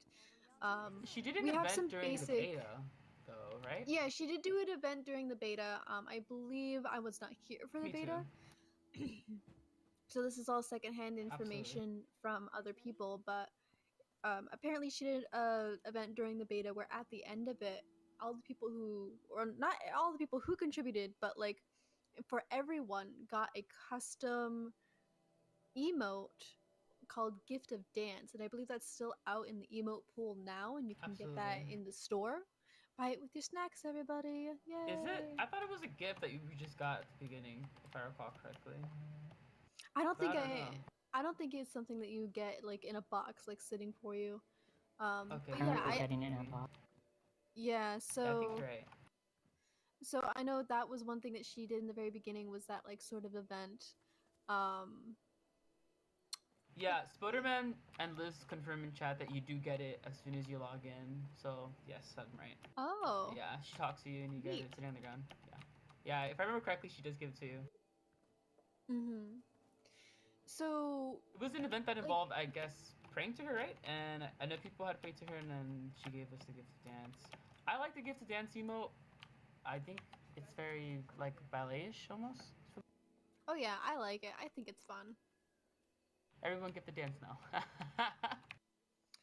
Everybody put on your best moves. Gift of dance, like implying that we couldn't dance before, and she had to give us dance. I think the name is really weird too. I like that dance is in quotation marks, like air quote dance. Because it's just one movement. When I saw it, I thought there'd be other gestures for the other gods, like the gift to, I don't know, like of talking as one person. The gift of murder god. the gift of death. Of I suppose. death? And it would be like, what would they do? Okay, I don't even want to get.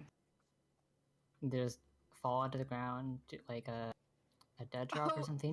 oh god. Okay, A that would death actually drop? be great.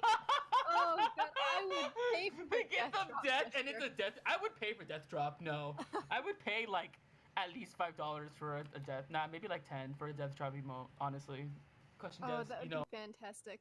death drop. We need it. Okay, whoever sends in a ritual asking Interteeth to let us do a death drop, Does she even know what a death drop is? I'd hope I'm so. sure she does.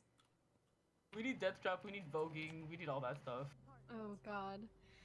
So Good. with Dance for Us, I know, especially harking back to when we were talking about like, you know, there's not a bunch of info on her since she's been so quiet. I know one of the things that we tend to look at for information about the gods is their little blurb on like the sacrifice table, and I think hers is like, if see if I can click around here. What kind Ba- is ba- it? I guess it wants thrills. Woke up still Mm, buzzed, or eyes like black holes. Bite marks all over me. But yo, I had like 2 grand in my gym shorts. yeah, where it was something funky and crazy where they went on an entire like adventure, like the Hangover sort of thing. And then they just woke up with a bunch of money, and that's the blurb for like Dance for Us. So like, what kind of god do you think she's based off of? Like, how would you describe her? Like, what sort of thing do you think she embodies, and what would you give her if you were trying to worship her? I think from what I have heard, she really wants music, and not music that is already produced, but music that you make for. She sounds a little bit aggressive too. Sometimes I've heard some of her dreams, and she has almost like a temperament where she'll like snap into like some sort of fit, and then she'll snap back into being sweet. It's really weird to watch her talk sometimes. It's kind of creepy, almost. But I think she's sort of like if you dance, you get benefits almost. I guess that's kind of what the quote is trying to say. I'm not sure. Yeah, I know with how I've always interpreted her, I've always kind of seen her as like a very like hedonistic god where she wants a good time, she wants you to have a good time, and cuz I know with other gods, especially like with conversations with like the Idare, it has been mentioned that they require us to feel things and to experience things. Um and like when we're sleeping, that's when they get to like take us for a joyride and stuff like that. So I wonder if you worshiping her, giving your body to her and letting her take it out for a wild ride, her thanks to you is giving you all this sweet shit for basically her like tossing you off a waterfall in a barrel, or going to a sick ass rave, or I don't know, fighting a lion because she thinks it's fun and she just wants to do what's fun. Sorry. Yeah, I I'm would. dealing with this autistic person. I would definitely agree with that. It's interesting because when the Dare talks about her, he's obviously very respectful, and you can tell that they have, this relationship. But Absolutely. he Yeah. does, like, he calls her powerful, but at the same time he calls her flighty, and that's like, I don't think ever has had a good connotation. So it's interesting that he picks like that specific trait to tell multiple people is that she's flighty, and I think that ties in like with what you're saying. She wants to go and have a good time, but like wants to move on to something else tomorrow. She's not a stay in one place. She's not like a get behind a cause and rally to her till her dying day. She just wants to the pleasure in the now and then move on to something else. Mm-hmm. Definitely. What do you think, Kyle? I feel like she's not really here for the revolution as most gods probably are. Like Speak as one, but she's not necessarily going to Oh, care I much. see what you mean. Like she doesn't care as much about Speak as one. I don't know. She came to Redacre. She didn't have to. I don't know. She's That's here true for though. a We don't good really know her time, not a motive. long time. But then And what Leia not says also true. necessarily She here just seems to. to be here for.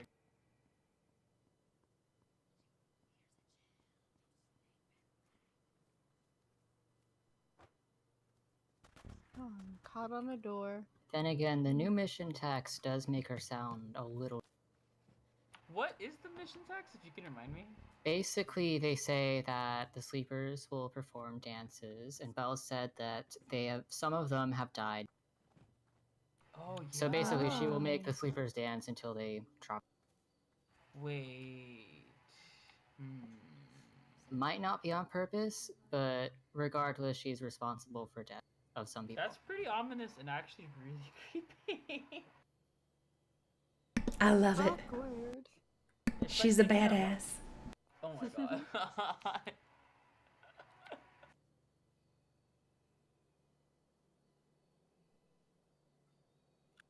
With that being said, do you guys think she's powerful? Like, I know TAD has mentioned that she has a lot of worshippers. I do think that she is powerful because like if she can, because like we've in game we've always like suspected that like the more we pray to a god, the more that we interact with them and we talk about them, the stronger we make them. And like I know for a while all of us were collectively worried that she wasn't getting enough like Absolutely. interactions, but as it turns out she was just fine. She was just off doing her own thing. So I do think that she is pretty powerful, that she doesn't need us necessarily to keep her alive. And there is also the fact that like with the fact that there are lots of voices that do get spawned, and the 8 ones that we are aware of right now those are the strongest ones out there. So in order to survive as one of the like 8 big gods, I think you have to be powerful on some sort of baseline in the first place. That's like a really good point you bring up, because I remember when I was talking to the idea once, I didn't mean to sound rude of her, but I just said something to the extent of like, you know, who can you trust? Like, you're working so hard and other gods are just like dancing. And his response back was like, we all fight in our own ways, and basically telling me that like that's her way of coping with what's going on, and like she's not an idiot. Like, she knows what's going on. She's not just going around dancing like for fun. Yeah. It seems like she has like a plan. Exactly what I was thinking. Like if she's Yeah. gonna be here, she's not here to just dance. I feel like that is what she looks for in people. Like just dance, gonna be okay. Yeah. Like she's amassing an army behind the She's scenes. like that god, and then also like dance, take it dead, like also like really like creepy too, and then also like yeah we're gonna have a good time, but then dance until you die. Like okay. Yes. Karaoke with her must be very interesting.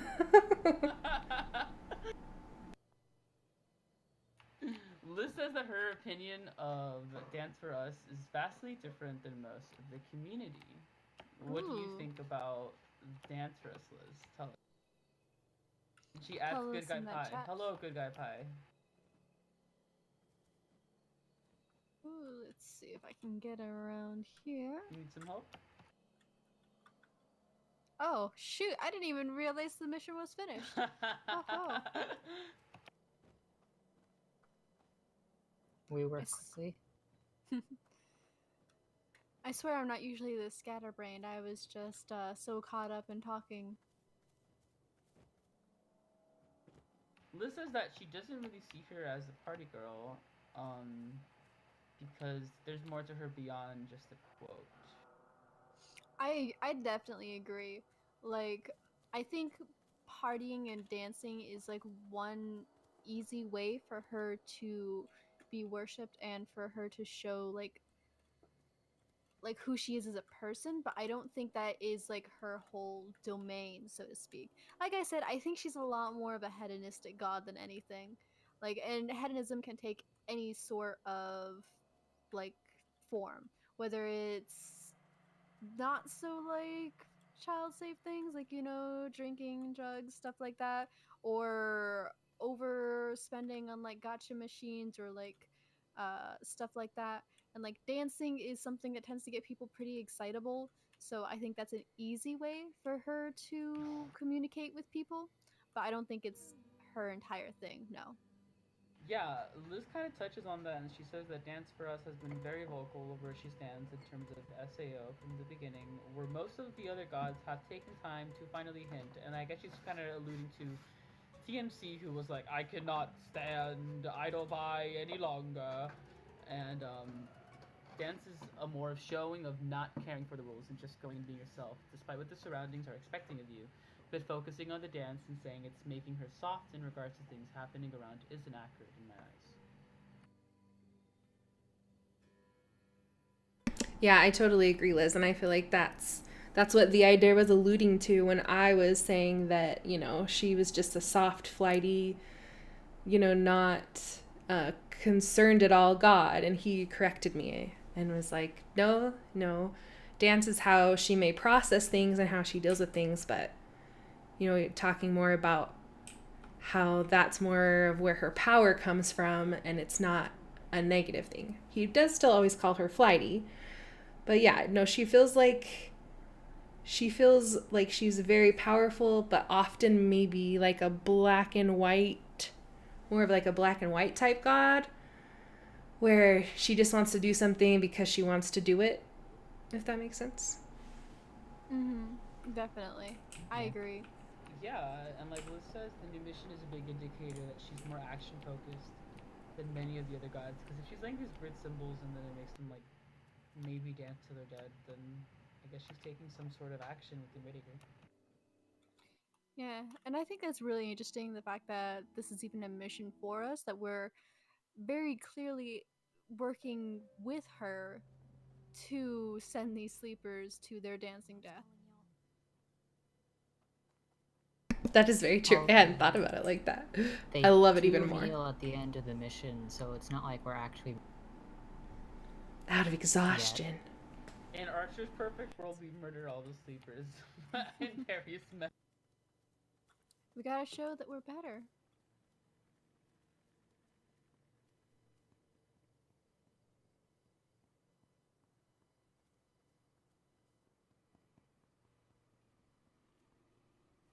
I know before she was also called Dance for Me, and that she changed her name to someone. I think this is from the ritual where someone was like, they wrote a song or whatever, and they ended with like "Dance for Me" or whatever, and then she was like, "No, not dance for me, dance for us, like you and me, for both of us or whatever." Yeah, and I think that is really interesting in itself because not only does it tell us a little bit more about her backstory of how she used to be more selfish as a person, and now she, instead of being like entirely selfish of like wanting everything to happen for her, she wants it to she wants to share it with everybody.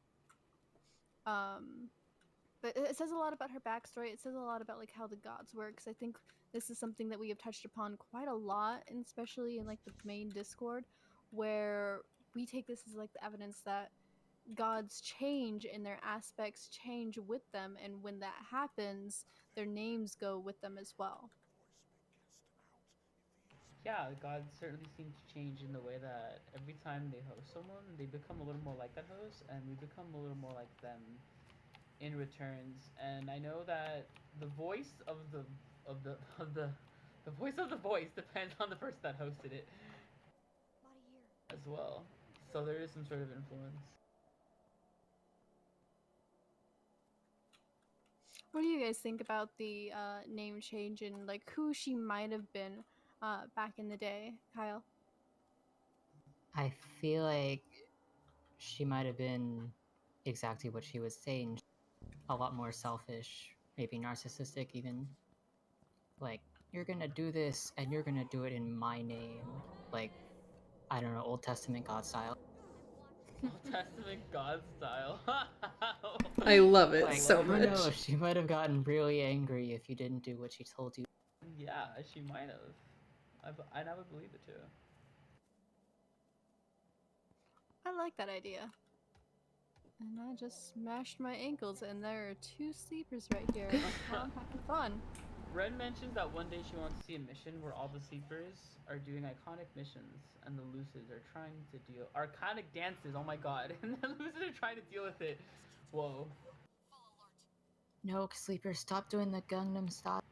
Get back on I the love that springs. so much. I love it. Stop doing the floss. Get back to work. I got shaped. Oh no, Archer.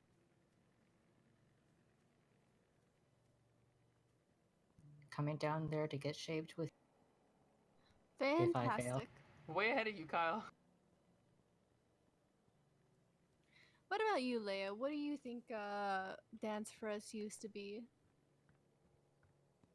I don't know. It's, Liz brought up an interesting point about everything that we know about her so far. So it kind of makes me think if maybe the quote is who she used to be, because like if we look at the I Dares quote, right?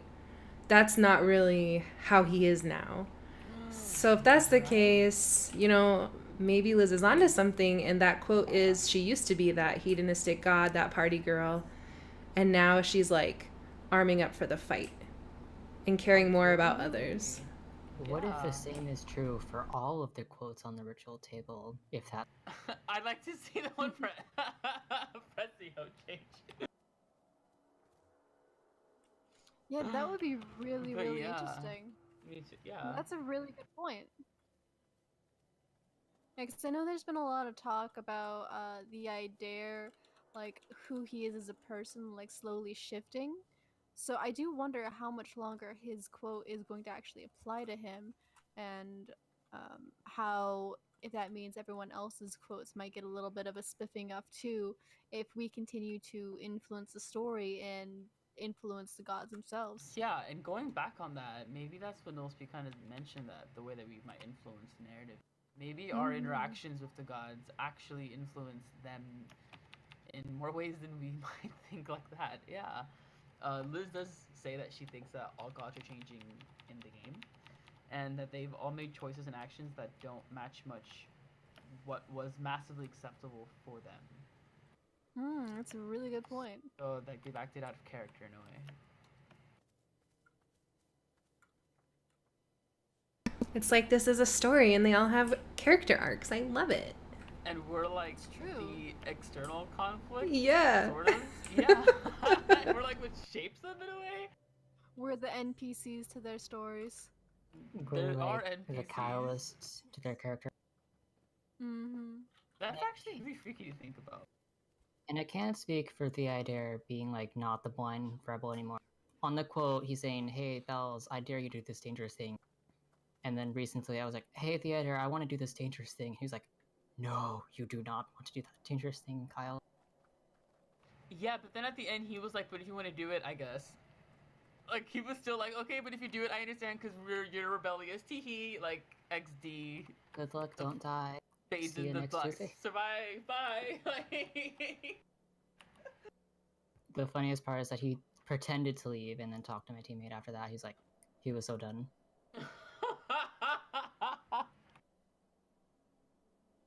Oh my god, TID. I've never That's talked hilarious. to him. I've only heard secondhand experiences, but I never cease to laugh with him. He's very fun to talk to, not gonna lie. He sounds like Like, he's one very- of the boys. Or like kids.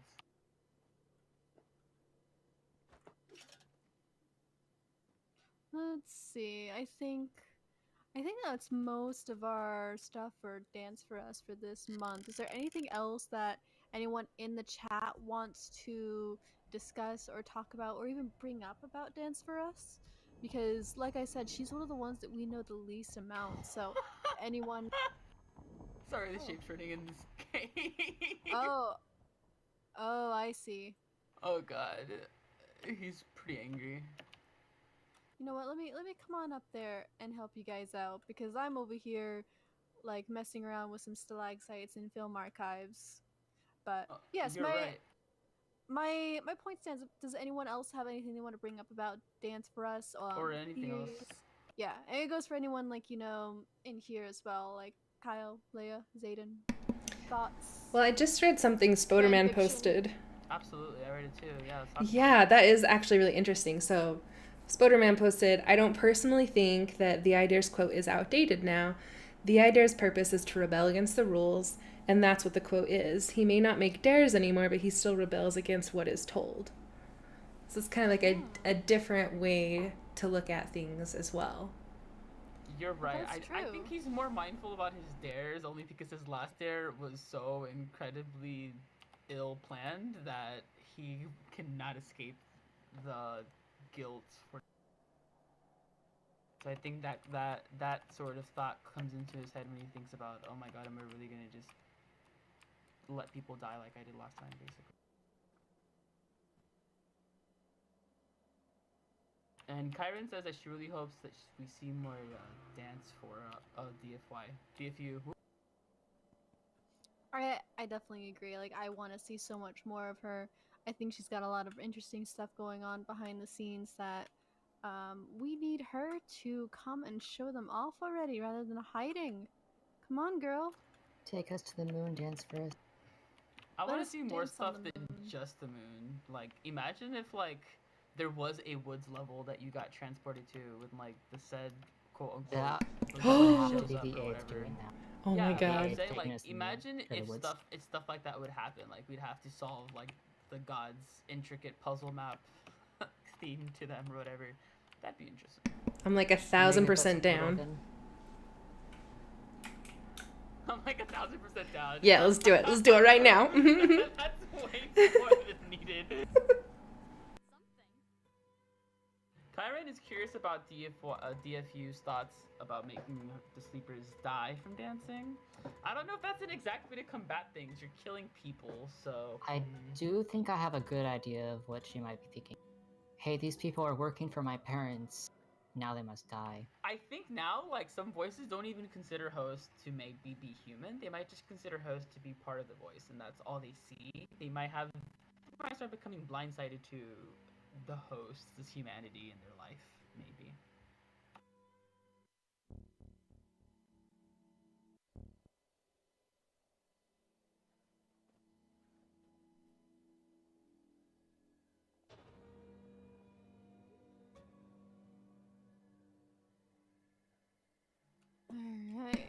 Alright, now that we're all loaded in, I think with that little fun thing leaving off on Dance for Us, I think it might be time for us to start heading on off to the community segment. We've got a bunch of really nice pieces of artwork and material from various peoples here in the community. So I think this would be a really good time for us to start showing that off. Absolutely, yeah. I'm in love with what the community produces, and I love that we get the opportunity to showcase it. So thank you guys so much for sending your art pieces and for allowing us to display it here for Definitely.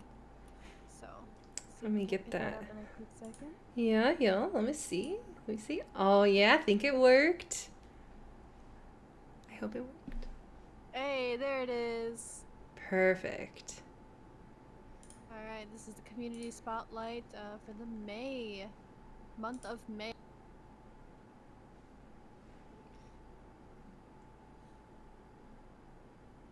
Has the slide changed? Sorry, just 1 second. Oh, no problem. Lovely wallpaper, by the way. I love it. All right, there we go. That should work. Perfect. Alright, so the first person on the list, we've got GS Mudkip. As you can see there, we've got both of their Twitch and DeviantArt information and their Twitter information, GS Mudkip. This is a piece of artwork that they submitted of their OC, Kazuya Minagishi, which I hope I did not butcher that. So I think this is actually really, really neat. They even got like some basic information in there about their character. I love the fact that they sit anywhere, everywhere except chairs, because I feel that in my soul, that is something that I can just relate to I so love that much. quirk. I sit everywhere but chairs. I love it. That's an interesting quirk. I love that they refuse any mission that includes a singing head because, like, that's so relatable. I'm the same way. The second I see the head, boom, I'm off the cliff. Let's start a new one. Grappling hook? Me too. Dude. Every time I bought Writes someone, his I name on it. need to pick it up. Yeah, I love it when people like, draw their different OCs and write the information in there. It's fantastic. Absolutely. Alright, and then next up we've got Psycho, who has been a fantastic source of memes in here, God, as you can him. see. I'm sorry, I keep looking at these and I keep cracking up, especially the one God. with the waiter. Oh my god. Oh, I love it. Okay, maybe I shouldn't talk about this one because I keep laughing. Oh my god. I love the one where him and I and Mono are dancing like at the 90s aerobic class. It's so on brand for you, let's be honest. Oh my god. He also did another one where it's on TBC Twitter, but it's okay. It's completely different, but it's like someone like brings out it's basically like SAO bringing out the shape, and that one is extremely good as well. Yeah, we have that one too. We might be able to do it next month. Yeah. Oh! It's really good. So good. Oh god, that one makes me laugh so hard. But yeah, I love Psycho's memes. We're always brewing in chat what type of gifts we should make, and he does work really hard on them. He spends like hours working on them, and always comes back for good feedback. I love his memes. Thank you, Psycho. Definitely. And then next up, we've got some fanfic, because you can't really not showcase all of the wonderful written works that our fans have been doing. This one is a Boxcar Fields Jam from on Twitter, Just Jelly Jammin'. Archive of our own is Dark Forest Trails. As you can see there, we've got our basic warnings there. There are a couple of things that I think should be mentioned about this one, because this one is probably one of my personal favorites, and it's not necessarily one that. Okay, I'll admit it. I have a little bit of bias because it does include my own character that I play in the Blackout Club. But I really love the way that they write this one, because I think one thing that doesn't get really addressed a lot in the game is like how stressful this sort of like everything is for these kids, and like Absolutely. they're teenagers, right? And they're going out there trying to fight back against this omniscient god, and they can't trust their family, and they're getting hurt out there. Like it's a lot of really heavy stuff, and this fit kind of like explores that heaviness between like two friends who are trying to like kind of like grasp it together and deal with it and go and like support each other through it. So I really like it. I think it's a fantastic read with a lot of emotion, and I recommend it for anyone who wants to read a little bit more about kids. Absolutely. Thank you, Archer. And thank you so much, Cass, for letting us display your fanfic. Next up, we have Prince Mew, Twitter Prince Mew, and Tumblr Hannah Song. As you can see here, we've got a couple of pieces of artwork that they've done of their own kid, Mew Lancaster, including the little info card there, age 14, chaotic, stupid, Wow. 95% electricity, always exhausted, and all that fun stuff. And then they also did a really nice fan art there that I think is pretty cute, of when he recently found a new fragment over there in String. String Relay. Absolutely. Yeah, of where he finds the fragment, and because each of the fragments are supposed to be a piece of the or supposed to be a host, basically, a piece of the host that died there. So Absolutely. I think Yeah. that's a nice, like, poignant piece about that. I like Prince Mew's art about them finding the fragment as well, and I love how their alignment is kind of stupid because I completely relate to that. He was so excited when he found that fragment. It was Absolutely, yeah, he was.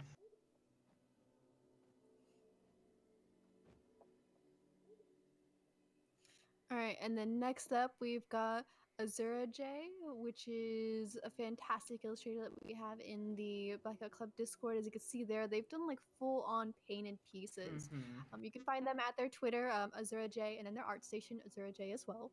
I definitely recommend checking them out. Like they have a wonderful grasp of like color and dynamics and all of that fun stuff that makes a piece really great to look at. And I really love their artwork, especially there on the right of the kids silhouettes walking across the bridge, because it feels so much like the actual Blackout Club game. Like it feels like it could be actual concept art, honestly. I just think it's beautiful, and they have such a great grasp of color and painting. I definitely Yeah. agree. I think there's an awesome opportunity for us to actually support them. They're in a competition right now where a lot of the art that they've been doing for the Blackout Club is being featured. So I asked them if they would be okay with me posting the link to their page on the competition. And they said that would be fine. You can support them just by clicking on the link. It will count as like a view. You can, of course, always share the link on social media. Or if you want to, you can even create an account, on the website that they are hosting the competition, and you can do what's called dropping that person a high five. And what that means is it pushes their portfolio up a little bit higher to get them more exposure, and who knows, maybe even win the competition.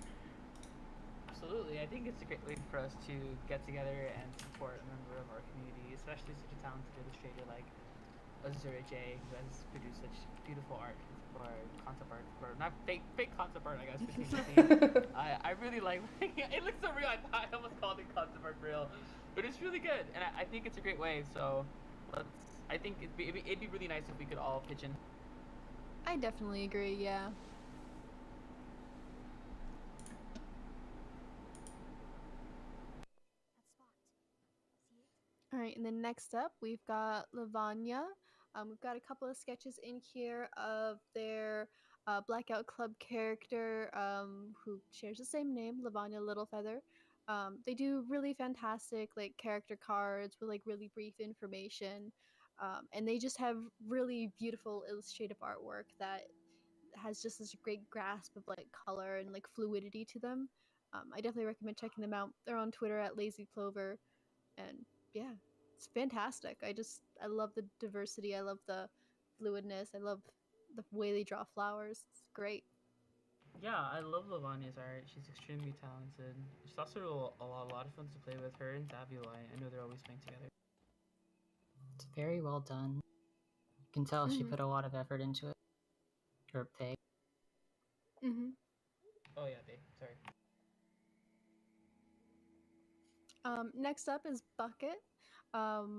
They do some really fantastic conceptual art of the gods. I know last stream we featured their In Her Teeth one and their Die For You one. This time we've got Speaks as one, which I'm really digging, like the sort of like body horror here and like the two people like fused together.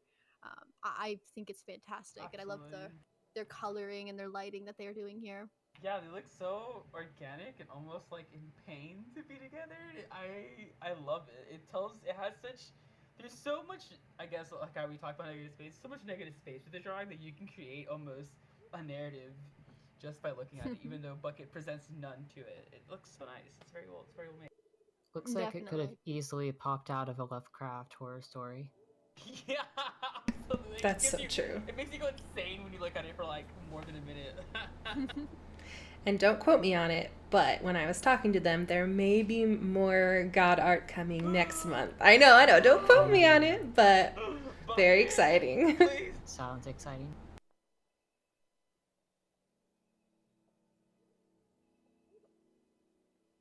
Next up, we've got Chad Chad. Chad Chad has been posting a lot of really nice poems in the main Discord. I think currently, right now, we have a Die For You one, and we have In Her Teeth.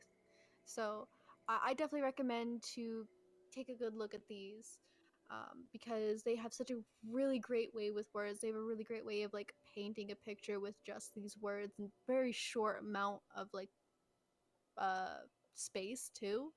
I'm not a big poetry person, so like I don't even know the proper terms for it. But it's just really beautiful. It's very emotive. It's very illustrative. When I read the last two lines, it made me picture In Her Teeth so much when he says, "And that is why I will explore what lies beneath in the service of In Her Teeth." I was just like, oh, I could see that like in a horror movie or, ooh, so good. Yeah. Yeah. Shall we read out the poem for the chat? Or just leave it there? I have a link to the Google Doc. Chad told me it was okay to link that. And we have a couple other poem-y type things that I have links to. So I think highlighting a portion, and if people want to read more, they can definitely click away. Absolutely, yeah. I agree. I really like Chad's use of metaphors and similes. It's very nice. He has a good way with words.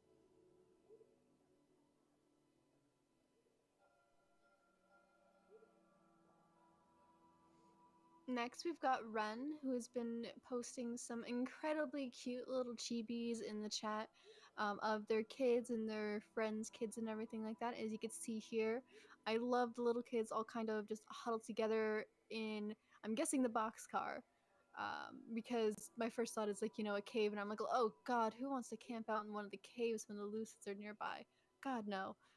But they're so cute. I love their little faces and like the full body artwork they did of their actual character is just so cute. Like, that is just adorable. I want to pick this character up and shove him in my pocket. Fantastic coloring, fantastic line art, just beautiful all around.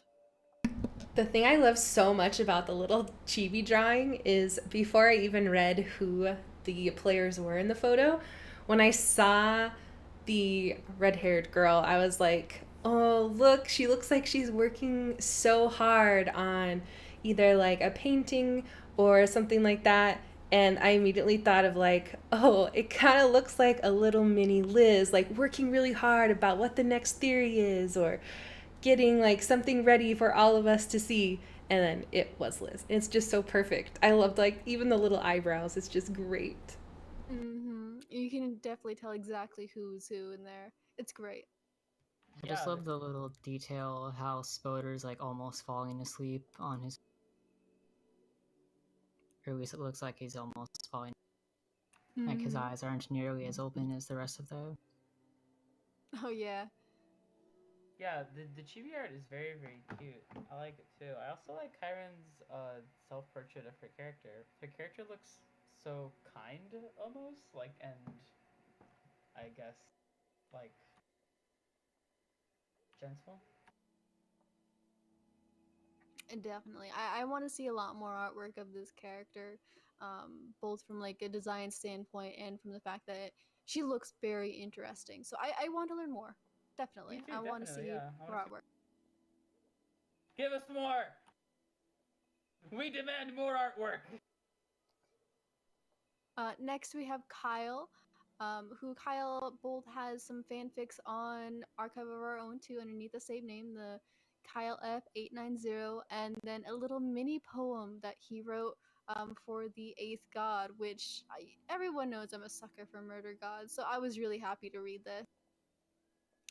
I think it's got like a really great, like, not imaginative, what's the term? Imaging, there we go. That's the term. Really great like imaging to it.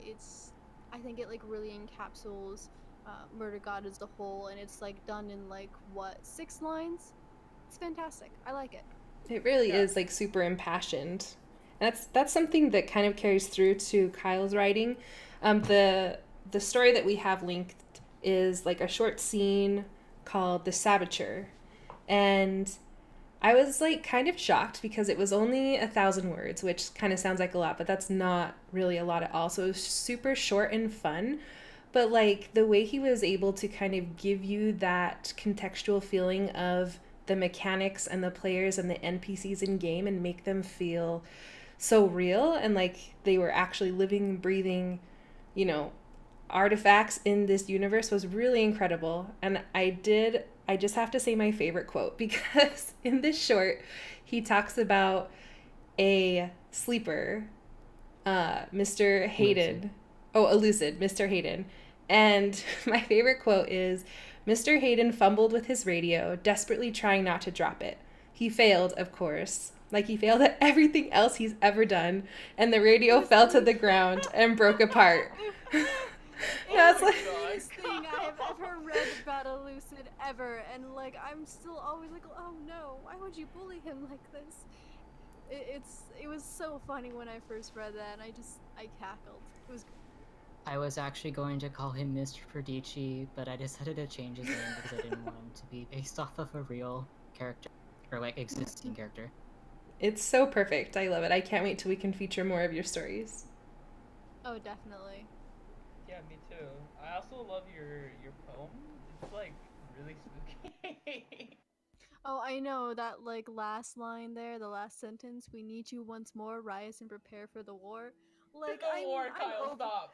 I am over dramatic, and I love those sort of dramatic stuff like that. I don't know. I just keep reading that part. I love it.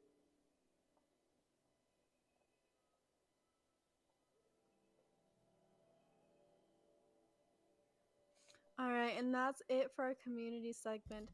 As always, please feel free. If you have anything you want us to feature on the show, submit it to us. It can be artwork, it can be poems, stories, songs, guides, anything that you make that's related to the Blackout Club. Send it to us. You can reach us at our email that's there on the screen, the Red Acre Neighborhood Watch at hotmail.com, or you can DM any of us directly. On Discord. You'll see us kind of like running around in like the Blackout Club, the main Discord there, going underneath like the same names: Zayden, Archer, Leia, that Kyle even, because he'll pass it on to us. Whoever you want to talk to, just feel free to pass it on off to us, and we will feature it because this is a segment dedicated to you guys, and without you guys, we don't have a community segment. Yeah, thank you so much, guys, for taking the time to make art and be vulnerable with us. We appreciate and love all of your submissions, and is looking forward to reading more and seeing what you guys can create and featuring it, so everyone else can also get the opportunity to look and experience it as well.